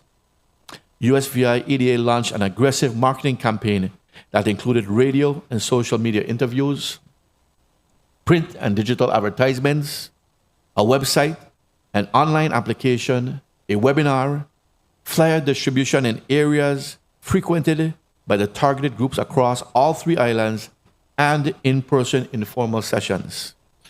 The authority also secured technical assistance to the Virgin Islands Small Business Development Center, the VISBDC, for applicants who needed help completing and submitting applications. Other collaborations this year include partnering with the Office of the Governor to disperse $4 million to qualified small businesses for submission to the Small Business Innovation Grant Program, and starting discussions with the Virgin Islands Energy Office about the Solar Plus program for residents who need financial assistance with purchasing solar energy systems for their homes. USVI EDA also offers opportunities for local businesses to increase their exposure and client base. The Enterprise Zone Commission, in partnership with the Virgin Islands Council on the Arts, a division of DPNR, opened the Made in the U.S. Virgin Islands pop-up shops 3 times this fiscal year, once on St. Croix in the town of Frederickstead in December, and twice on St. Thomas in December and April. 30 manufacturers were featured in the shops, and a combined total of over $43,000 was generated in sales revenue in approximately 4 weeks of operation. The success of this program is measured not only by the amount of sales, but also by the community's anticipation, as the Enterprise Zone Commission team often receive inquiries about when the shops will reopen. It is anticipated that the Made in the USVI pop-up shops will return to both St. Croix and St. Thomas during the holiday season. Additionally, the USVI EDA will continue to partner with American Express to support and promote the small business initiative. Additionally, the USVI EDA will continue to partner with American Express to support and promote the Shop Small initiative, which encourages residents to shop at local small businesses. Finally, the authority recognizes the importance of educating the public about how its programs and services can make their dreams of entrepreneurship a reality. The USVI EDA sponsors and participates in major community events such as the annual Agricultural and Food Fair, AgriFest, and the Women's Empowerment Conference hosted by Women Striving for Success, Inc. We also host our own proprietary events to spread the word. This year, following the Women's Empowerment Conference in St. Thomas, USVI EDA hosted a Women's Small Business Workshop on March 30th, 2022. In addition to adult attendees, 8 students on the entrepreneurship track from the Sharonette Amelie High School and the Ivana Edora Ken High School participated in the workshop. The authority also launched a series of short videos highlighting business tips and USVI EDA clients during Small Business Week, May 1 to 7, 2022, and Economic Development Week, May 9 to 13, 2022. At the onset of the COVID-19 pandemic, the USVI EDA launched weekly webinars to keep our clients and stakeholders informed and engaged, not only about our services and programs, but also about offerings from other local and federal agencies, as well as to discuss topics that generally impact Virgin Islands community. These webinars continue to be an important medium to keep residents informed. With the passage of Act 8376 designating a portion of the South Shore of St. Croix as a trade zone, the U.S. Virgin Islands has opened itself up to a world of possibilities. The trade zone program, though the newest of USVI EDA's tools, has the potential of making the greatest impact on St. Croix's economic development landscape, thereby transforming the territory's position in the greater realm of trade and commerce. This fiscal year, USVI EDA has been in an exploration and preparation mode to launch a marketing campaign for investor attraction. Earlier this month, USVI EDA's Assistant CEO and Managing Director, Enterprise Zone Commission, attended the World Free Trade Zone Organization's annual international conference and exhibition. As a jurisdiction newly entering the trade zone sphere, the networking experiences and opportunity to learn best practices and the state of play in the world's already established trade zones were valuable as USVI EDA fine-tunes its strategy to promote the territory's trade zone to prospective investors. At the conference, the team learned that there were over 5,000 trade zones worldwide and another 500 in the pipeline. It was also made clear that USVI's trade zone already has an advantage over many other established zones due to the presence of an airport and seaports. There are trade zones that do not have these assets. In fact, some are in the middle of an economic desert or operating out of a single building. The USVI EDA has also been working with a volunteer consultant through the International Economic Development Council, the IEDC, to lay out a trade zone marketing framework.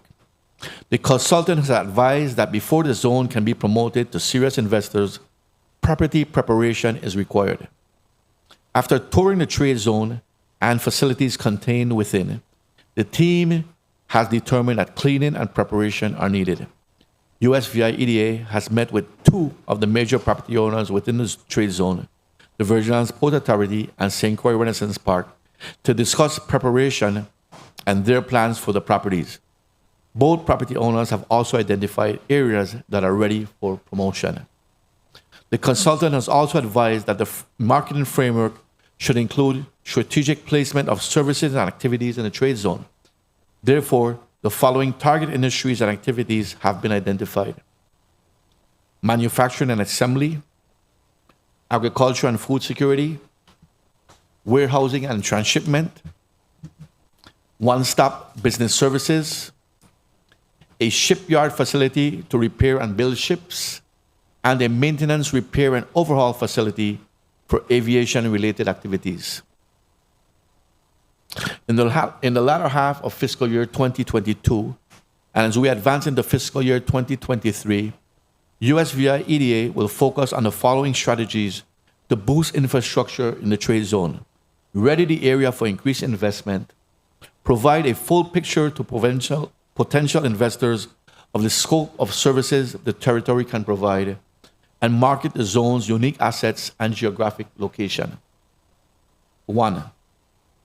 Commission a study to determine the demand for a shipyard in the trade zone. The study would also consider the size of investment required to construct a shipyard and estimate the return on that investment. A facility that repairs and builds ships will represent a considerable opportunity for St. Croix and the larger territory. Our geographic location, coupled with the number of shipping lanes nearby and ships that pass near or through our waters, would make St. Croix a convenient stop to have ships repaired. 2, explore the feasibility of building a facility with the capability to host large-scale conferences, similar to the World Free Trade Zone Organization's annual events or C-Trade. To achieve this goal, it is critical to have a hotel located within the trade zone. The USVI EDA will continue discussions with the Virgin Islands Port Authority and hotel developers to construct a hotel near the airport on the Port Authority's property. 3, establish cold storage warehouse space to ensure food security at the Wilfred Bomba Alec Port and Transshipment Center. 4, construct a facility in the William D. Roebuck Industrial Park to provide Class A office space and accommodate manufacturing and storage for shipping. These are eligible activities for tax incentives within the trade zone. And 5, construct a spec building to attract a big box distribution center. We recognize that these goals cannot be accomplished in a vacuum. Therefore, we will include stakeholders and partners such as the Virgin Islands Port Authority, the Virgin Islands Department of Tourism, the St. Croix Renaissance Park, and the legislature in the strategic planning process. The USVI EDA seeks to improve the economic well-being and the quality of life for a community by increasing and retaining jobs and providing a stable tax base. Economic development is achieved through administering programs, policies, and activities that attract new businesses by promoting communities as desirable sites for economic activity, supporting existing local businesses, help entrepreneurs access the technical and financial resources they need, and prepare not only the workforce of today, but also workers to be ready for the jobs and careers that will be in demand tomorrow. These activities work together to improve the quality of life and place in a community. In other words, the heart of economic development is a community's people. With that in mind, the USVI EDA must take a holistic approach and promote the territory as more than a place that offers tax benefits. The focus will always be on economic development for the USVI as a whole, its people, its unique assets, and the services it can provide.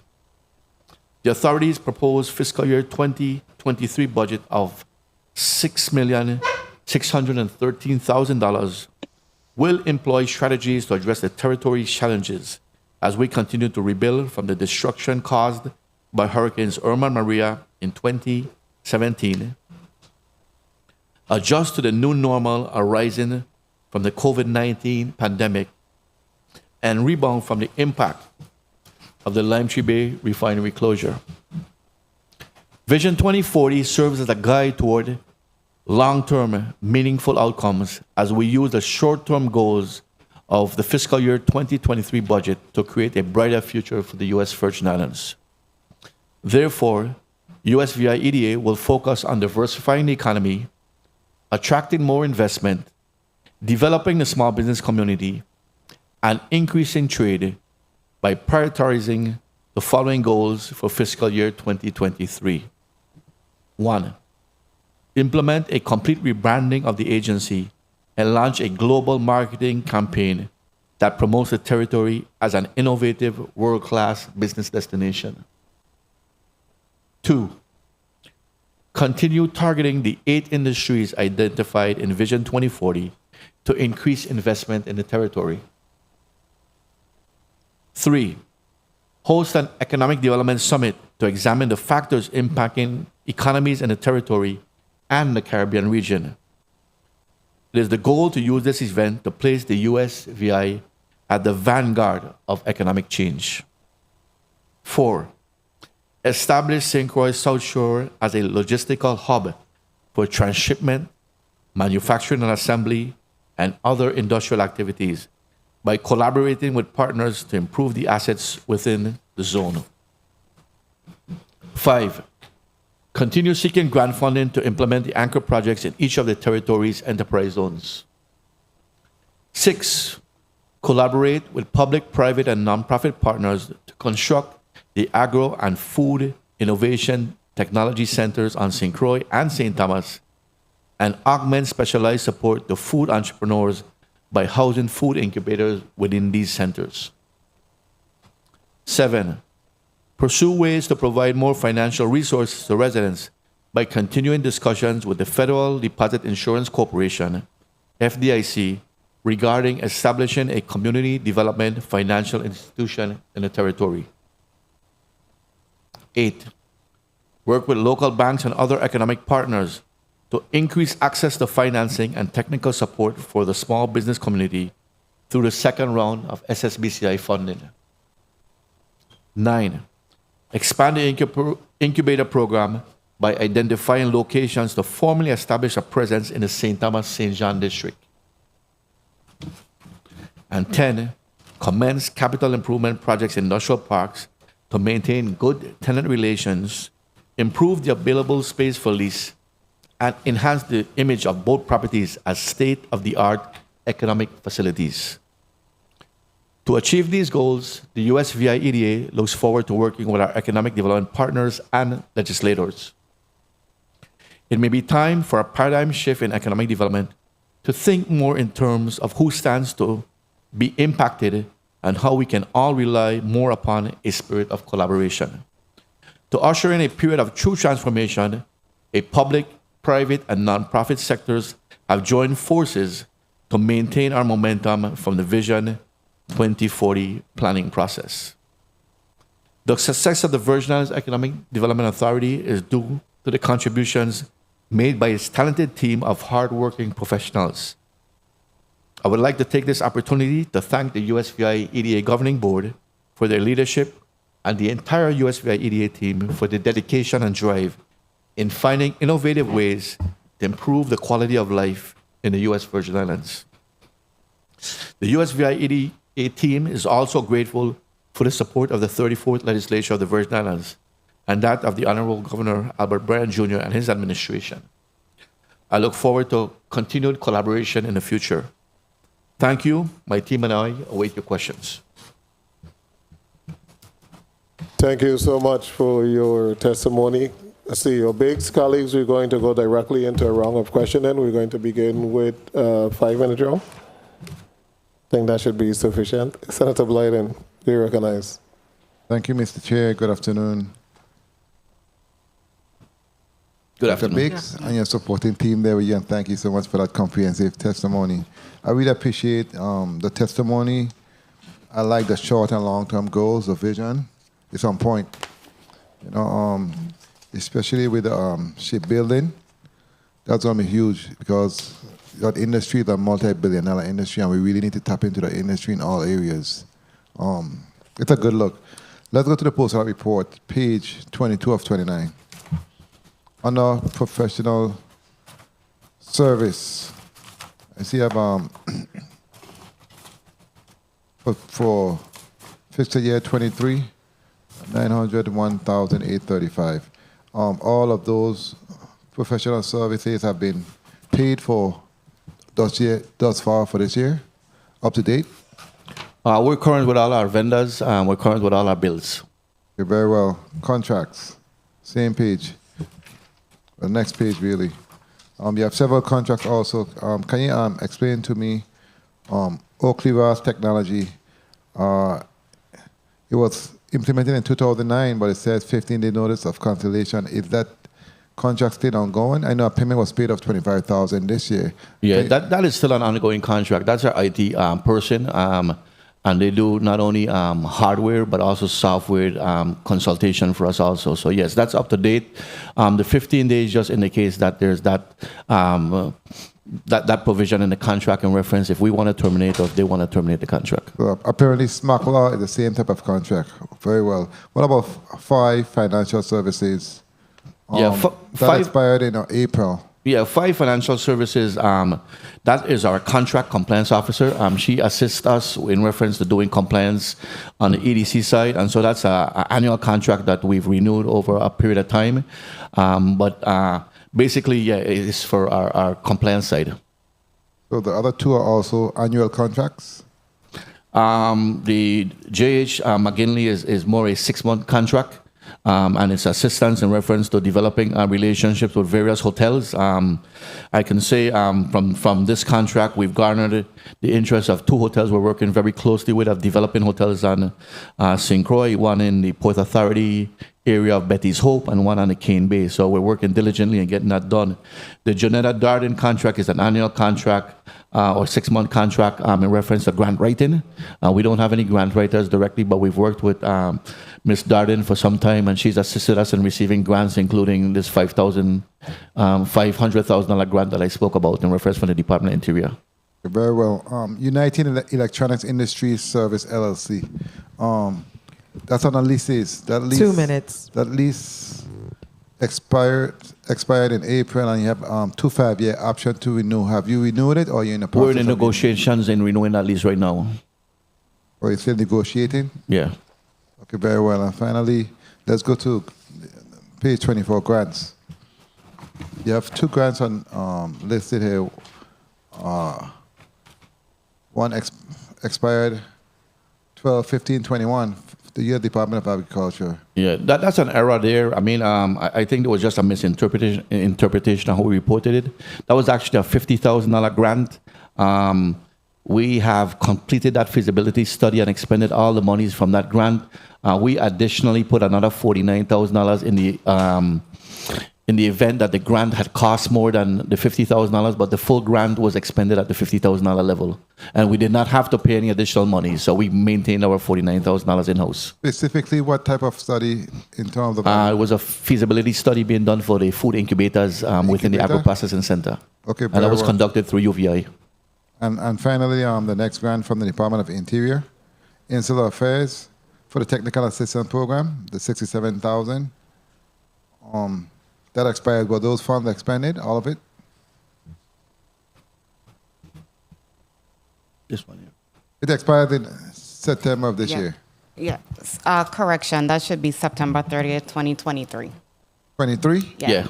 That's an error also? Yes. Yeah. Okay, very well. Well, honestly, before my time is up, as I stated in your testimony, I'm very happy to see many of the goals that was presented today.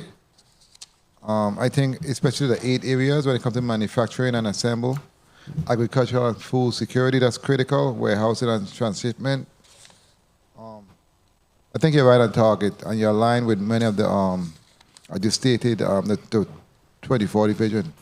So I appreciate the testimony, and I look forward to many more companies coming here into the territory. I mean, when you go to those conferences, you have a lot of hits, but at the end of the day, the final result is when you actually get them to come and do what must be done. How much you said you had this year onboarded? 5? No. I think we did 15 applications this year, and we had 8 actual certificates signed this year. Correct. 8 hits. Okay. Thank you so much. How much did you have last year? 2021. 2021, yeah. 11. And thank you so much for your 11 last year. Oh, okay. Very well. Thank you so much, Mr. Chair, for the time. Thank you, Senator Blyden. Senator Bolquez.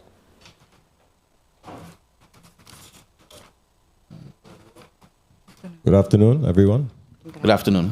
When I think about economic development, I get excited. And I believe that if you have a healthy economic stability, you get better jobs, better benefits, better pay for people overall. I want to start off by saying that the testimony was very good. I really appreciated it. And my first question comes from comparing the budget overview pie charts on page 5. If someone can please let me know. I saw an increase in the percentage of fringe benefits from 22 and 23, and a decrease in the percentage of other services and charges from 22 and 23. Were those new hires in between that time frame? Yeah. Good afternoon, Kelly Thompson Webb, Chief Financial Officer. The increase in fringe benefits accounts primarily for in fiscal year 2022. We did not have to pay fringe benefits on the 8% restoration, and that's all included. So you're seeing an increase in fiscal year 2023. Okay, noted. Thank you for that clarity. I also want to go to page number, one moment, page number 20 in your testimony. And is the EDA absorbing the cost for the rent or location of these utilities once they are approved? I'm specifically speaking about the establishment of the Agro and Food Innovation Center on St. Croix and the Agro and Food Technology Center on St. Thomas.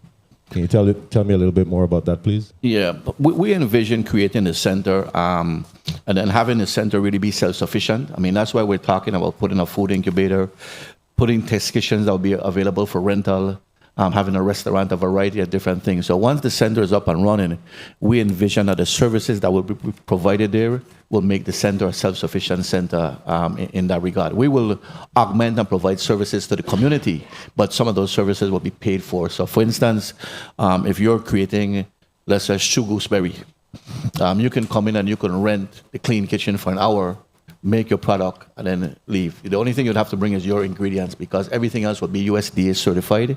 So all the utensils, all the pots, everything else will be USDA certified. So you'll have to pay a cost for using that facility. It will allow for people who are doing catering where they're required to have a separate kitchen apart from their home kitchen to use the facility also to do catering and everything else and do the preparations at the site. I believe that's a good step in the right direction. With that community-based support, I'm glad that you're able to facilitate and be the conduit between that type of activity. 2 minutes. I also, on page 6, I saw a jump in the health insurance premiums between fiscal year 2022 and 2023. Can somebody tell me about that, please? And then I have also travel and advertisement and promotion as well, please. Okay. There was a drop in advertising and promotion, and I wanted to know what that would be. Okay. Good afternoon again, Kelly Thompson Webb, Chief Financial Officer. The increase in the health insurance premium, again, that goes back to, in this fiscal year, we had to pay the 8% restoration payment to our employees, and we did not have to pay out health insurance on those. So you'll see an increase in fiscal year 2023, as well as we expect to have 100% of our vacancies filled. Advertising and promotion, there's a slight decrease in advertising and promotion in 2023, and that's because in this fiscal year, we purchased marketing collateral supplies that we don't anticipate purchasing in 2023. Perhaps you should consider increasing that in the event that you want to get these vacancies filled. Promotion will be key in that aspect of getting the vacancies filled. Advertising and promotion goes more toward advertising and promoting our products. We do promote in regard to trying to fill vacancies. I mean, we use a variety of different sources. We use Department of Labor, we use Indeed, we use the UVI alumni, we post on our social media pages, we post in the papers, both digital and hard. But when you see advertising and promotion, that's not necessarily for jobs, that's more for the programs of the agency. Okay, and how many vacancies do you currently have? We currently have 8 vacancies right now. Okay. Social media is always good. You can promote on there too. It comes with a cost, but the reach is great, especially if you're trying to attract younger people to the workforce. Yeah, we do use social media. We use Facebook. We use YouTube. We use Instagram. What's that one? I think we use Twitter. One last yeah, question, we use a variety of Mr. different. May I ask for one more question, Mr. Chair? You may conclude. Go ahead. Thank you. And how many of those vacancies are critical for operation for you right now? I would say all of our vacancies are critical. I mean, so we try to hire for all of those. All of our staff are needed in various areas. With SSBCI coming on, for instance, there are some vacancies within the bank, and we're trying to fill those, and we're evaluating those job descriptions now because we anticipate that the job load is going to be significantly more. And we're looking for a little more experience in reference to persons who are kind of familiar with commercial lending, which is a lot different than consumer lending. So we're reevaluating those. But I mean, I would say all of those are critical. We have a very small staff, and we have a wide range of products that we dispense in reference to economic development. So for us, all jobs are critical, and we're trying to fill all of them. So if anybody has resumes or know anybody who we have them posted on our website, feel free to refer people over to us, and we would be happy to interview them for positions. Thank you for your answer, CEO Biggs, and thank you for the time, Chair.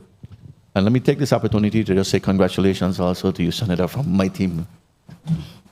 Thank you, Senator Bulquez.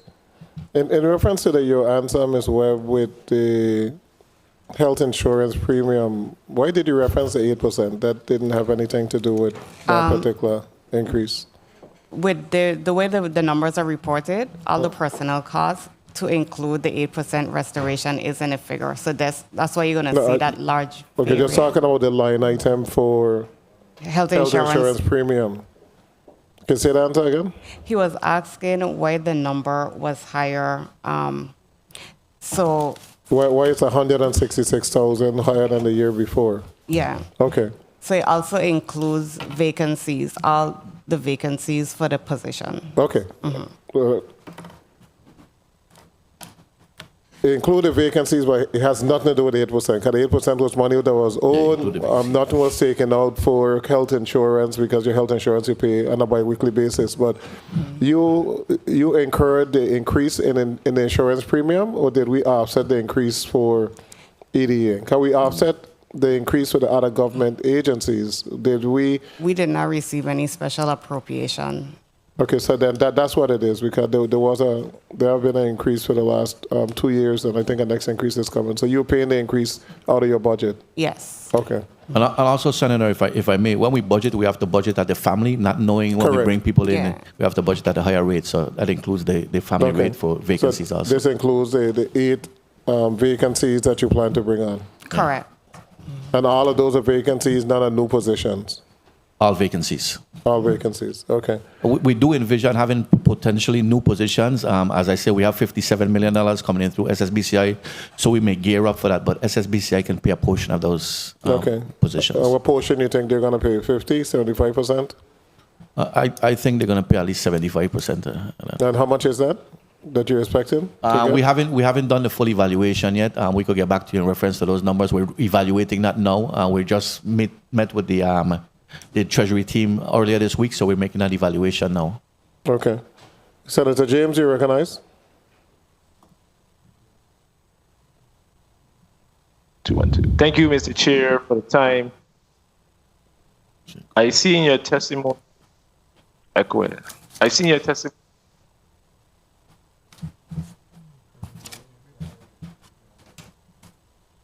Can you hear me? Try it again. Go ahead. Go ahead, Senator. Yes, good afternoon. Testify greetings to the people of the U.S. Virgin Islands.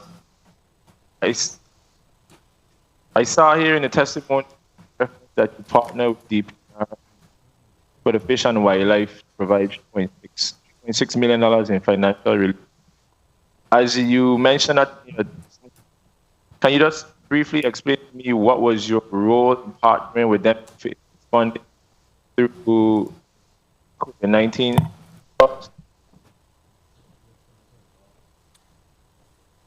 Can somebody restate the question? I'm not sure exactly. Yes, so somehow, I don't know, we're having a difficult time with St. Croix today.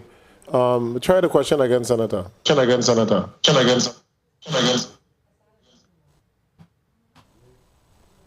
Yes, can you hear me? Yeah. Now we hear. Go ahead. Try it again. Okay. And as far as my time, how are you going with my time? I'm working with you. I get a question across.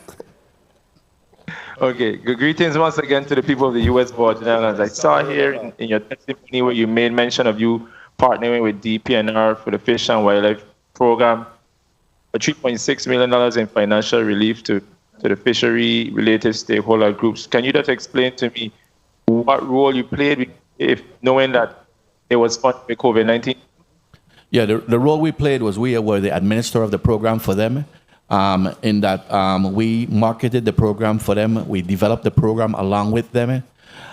So we were the ones doing all the legwork in reference to creating the website, creating the online application, doing all the marketing.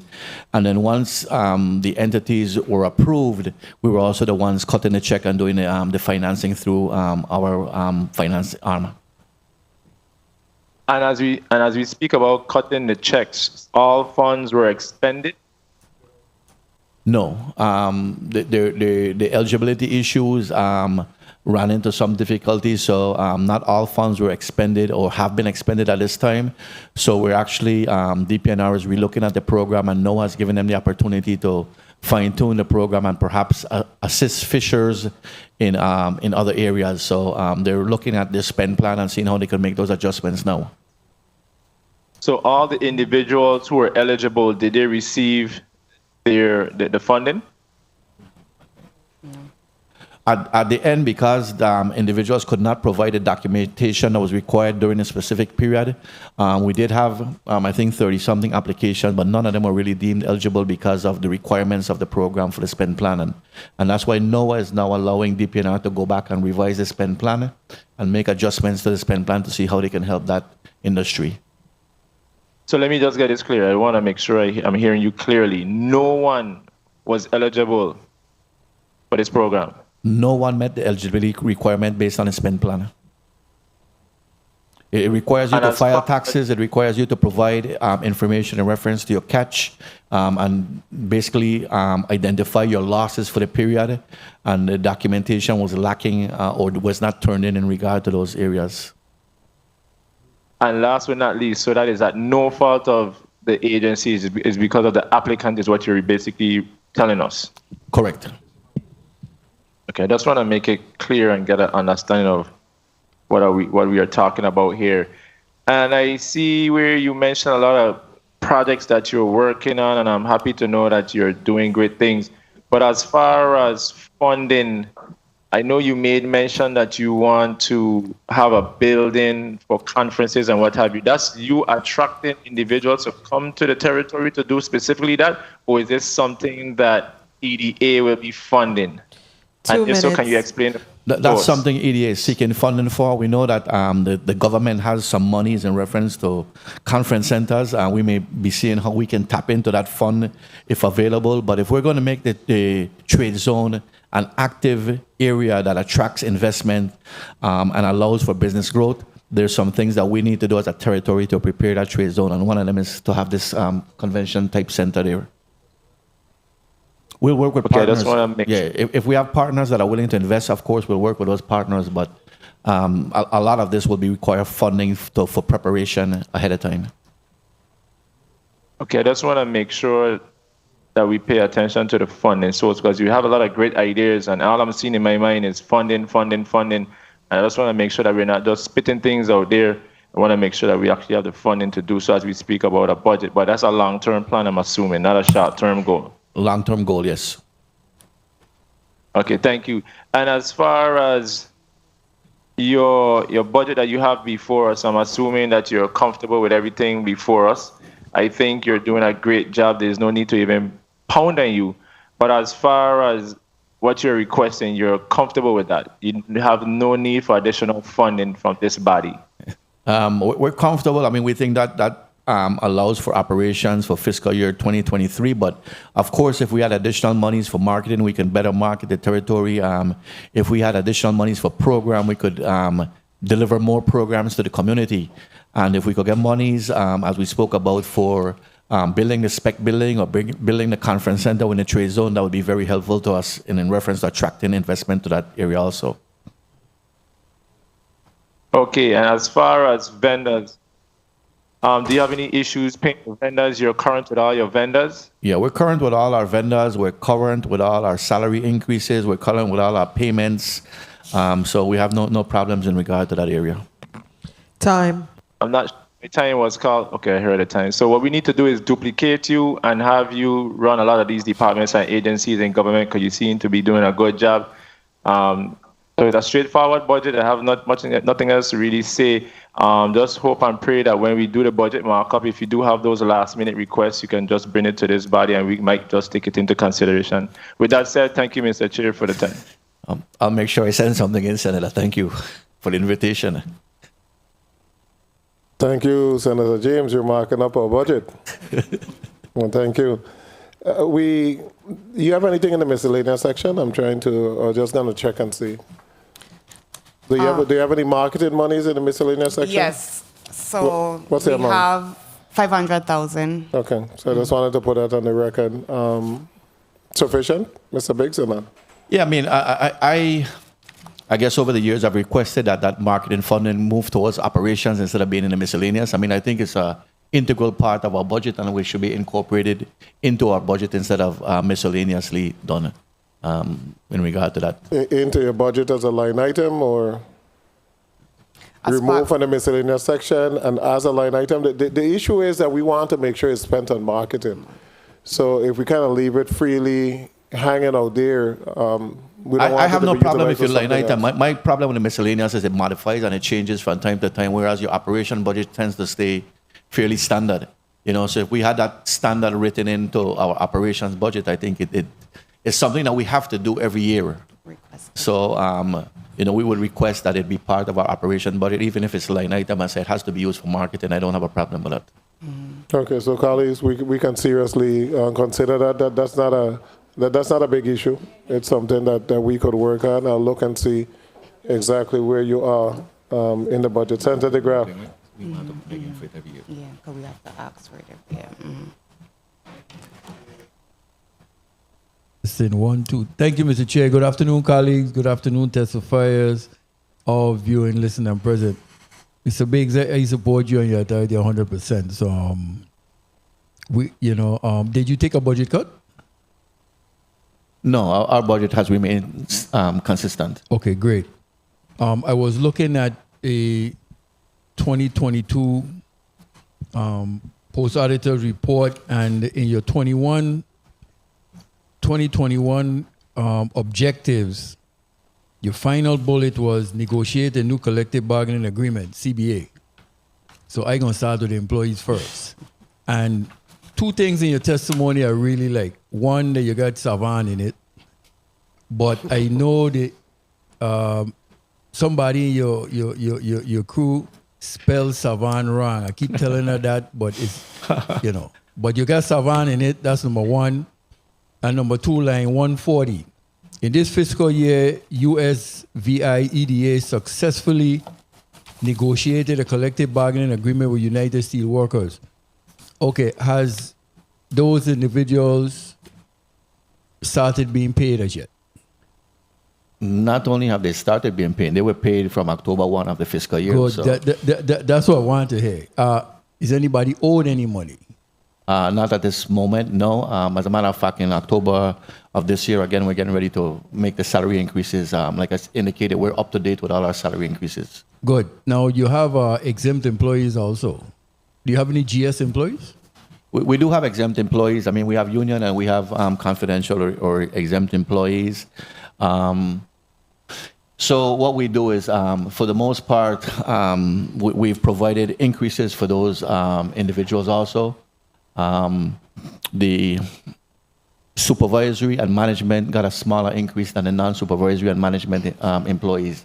They were given the same increase as the union negotiation, whether they were confidential or exempt employees. Okay, great. So, and like I say, you have any GS employees who are budgeted for the 23 increases? No, we have our own pay scale. So, okay. Yeah, we have our own basic step and grade and step chart. Good. Everybody's been taken care of. Because like I say, you bring such a force. Who left back at EDA working, man? I mean, you bring backup up here today, boy.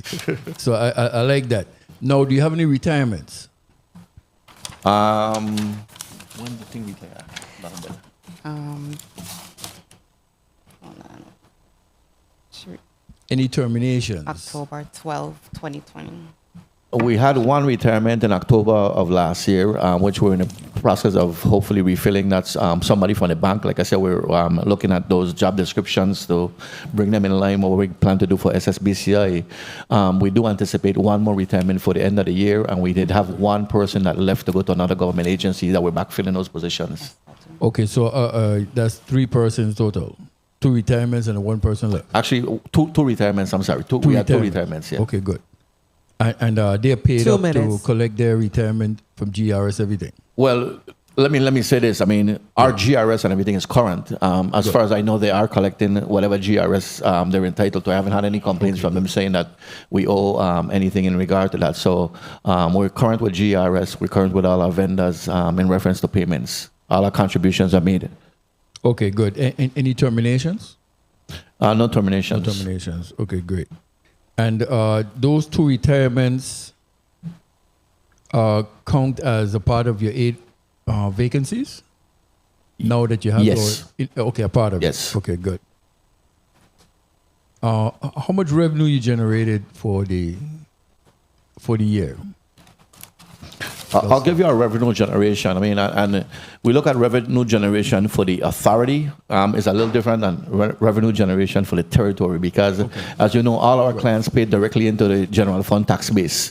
But 1 second, and we can probably give you that number. Well, I know it's 2 you come with because I know you tend to mention how much money we put into, and I'm gonna let you get your spiel on, you know, but your department first. Then you could, you know, big up yourself and add that part too.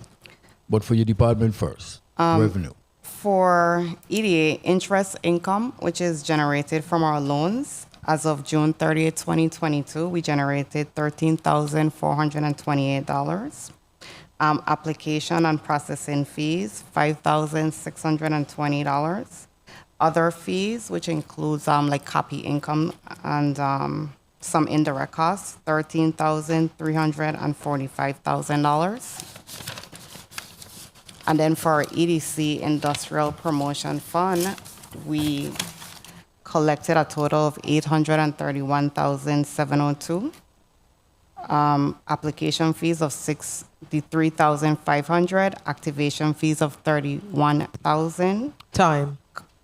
Compliance fees of $483,638.34. Non-compliance fees of $253,564. For a total of, if you don't mind, if you have. I think she gave you the total was the 800,000 was the total, and then she broke down where it came from. Excellent. And then now, like I say, since my time being called, your spiel as to the ROI, you know, the return on investment. Yeah, definitely. I mean, I spoke in reference to the, you know, over $250 million comes from EDC clients every year and our clients directly. So we have a significant impact on the tax base in the territory and our clients. Good. I like to hear that. Thank you for the time, Mr. Chair. Thank you so much. And it's important that the individuals understand the impact of the Economic Development Authority on the coffers of the Virgin Islands, and to also realize that states across the nation and other countries have similar programs. So this is a competitive game. We got to remain competitive. And I hear individuals on a regular basis, oh, do this, do that. And if you do this, do that, they're all gone. It's just as simple as that. Senator, before I go to Senator Sorrow, the Clean Kitchen and St. Croix, are you still considering the same building? Long story with that building. No, we're actually considering a different building. In the town? In the town. A little early to talk. We're in negotiations in reference to that building. But you can't miss it as you're coming into Frederick State, where we will be. That building, after we toured it with several legislators, PNP gave it to us 1 week and took it back the next week. So we had to find a different site. And we've been looking for sites, and we're just recently identified this site, and we have the family interest in doing a long-term lease in reference to that. So I think this is going to work out, and we'll be able to move forward with that project.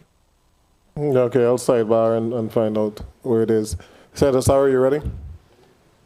I'm born ready. You're up. Thank you. Thank you, Mr. Chair. Did you have a trip to Thailand recently? Yes. What was the cost of that trip?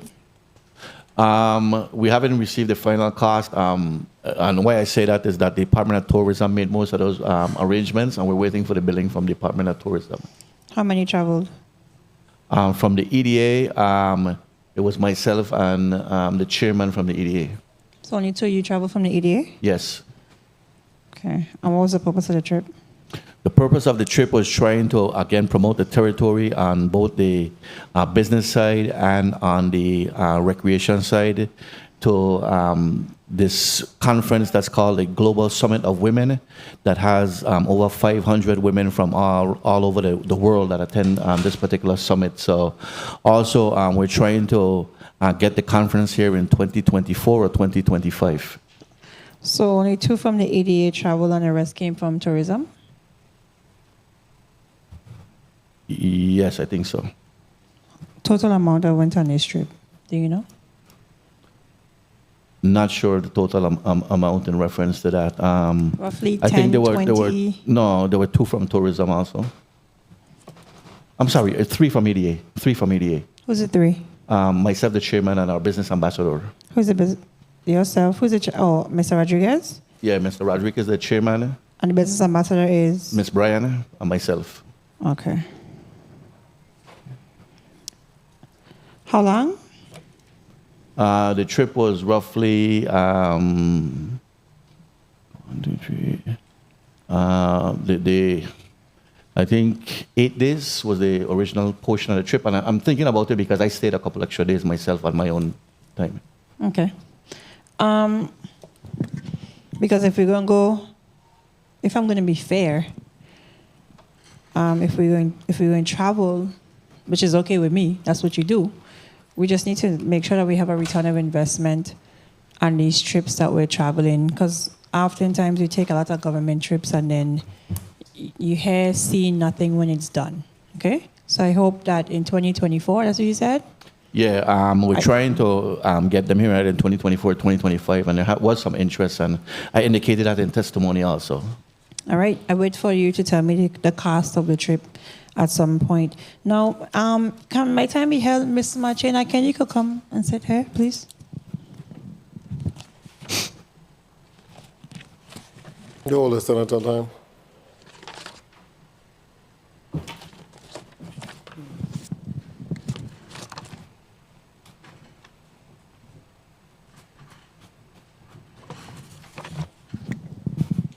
I'm just being presumptuous right now. The enterprise zone, that's you, correct? Okay. 1 minute. Name and title on the record. A pleasant good afternoon. My name is Nadine Marchena Ken. I am the Managing Director of the Enterprise Zone Commission, a unit of the EDA. Okay, thank you. You may proceed. Quickly, so there's a commission to study, where you're going to commission a study to determine the demand for a shipyard in a trade zone. Roughly, how much would that study cost?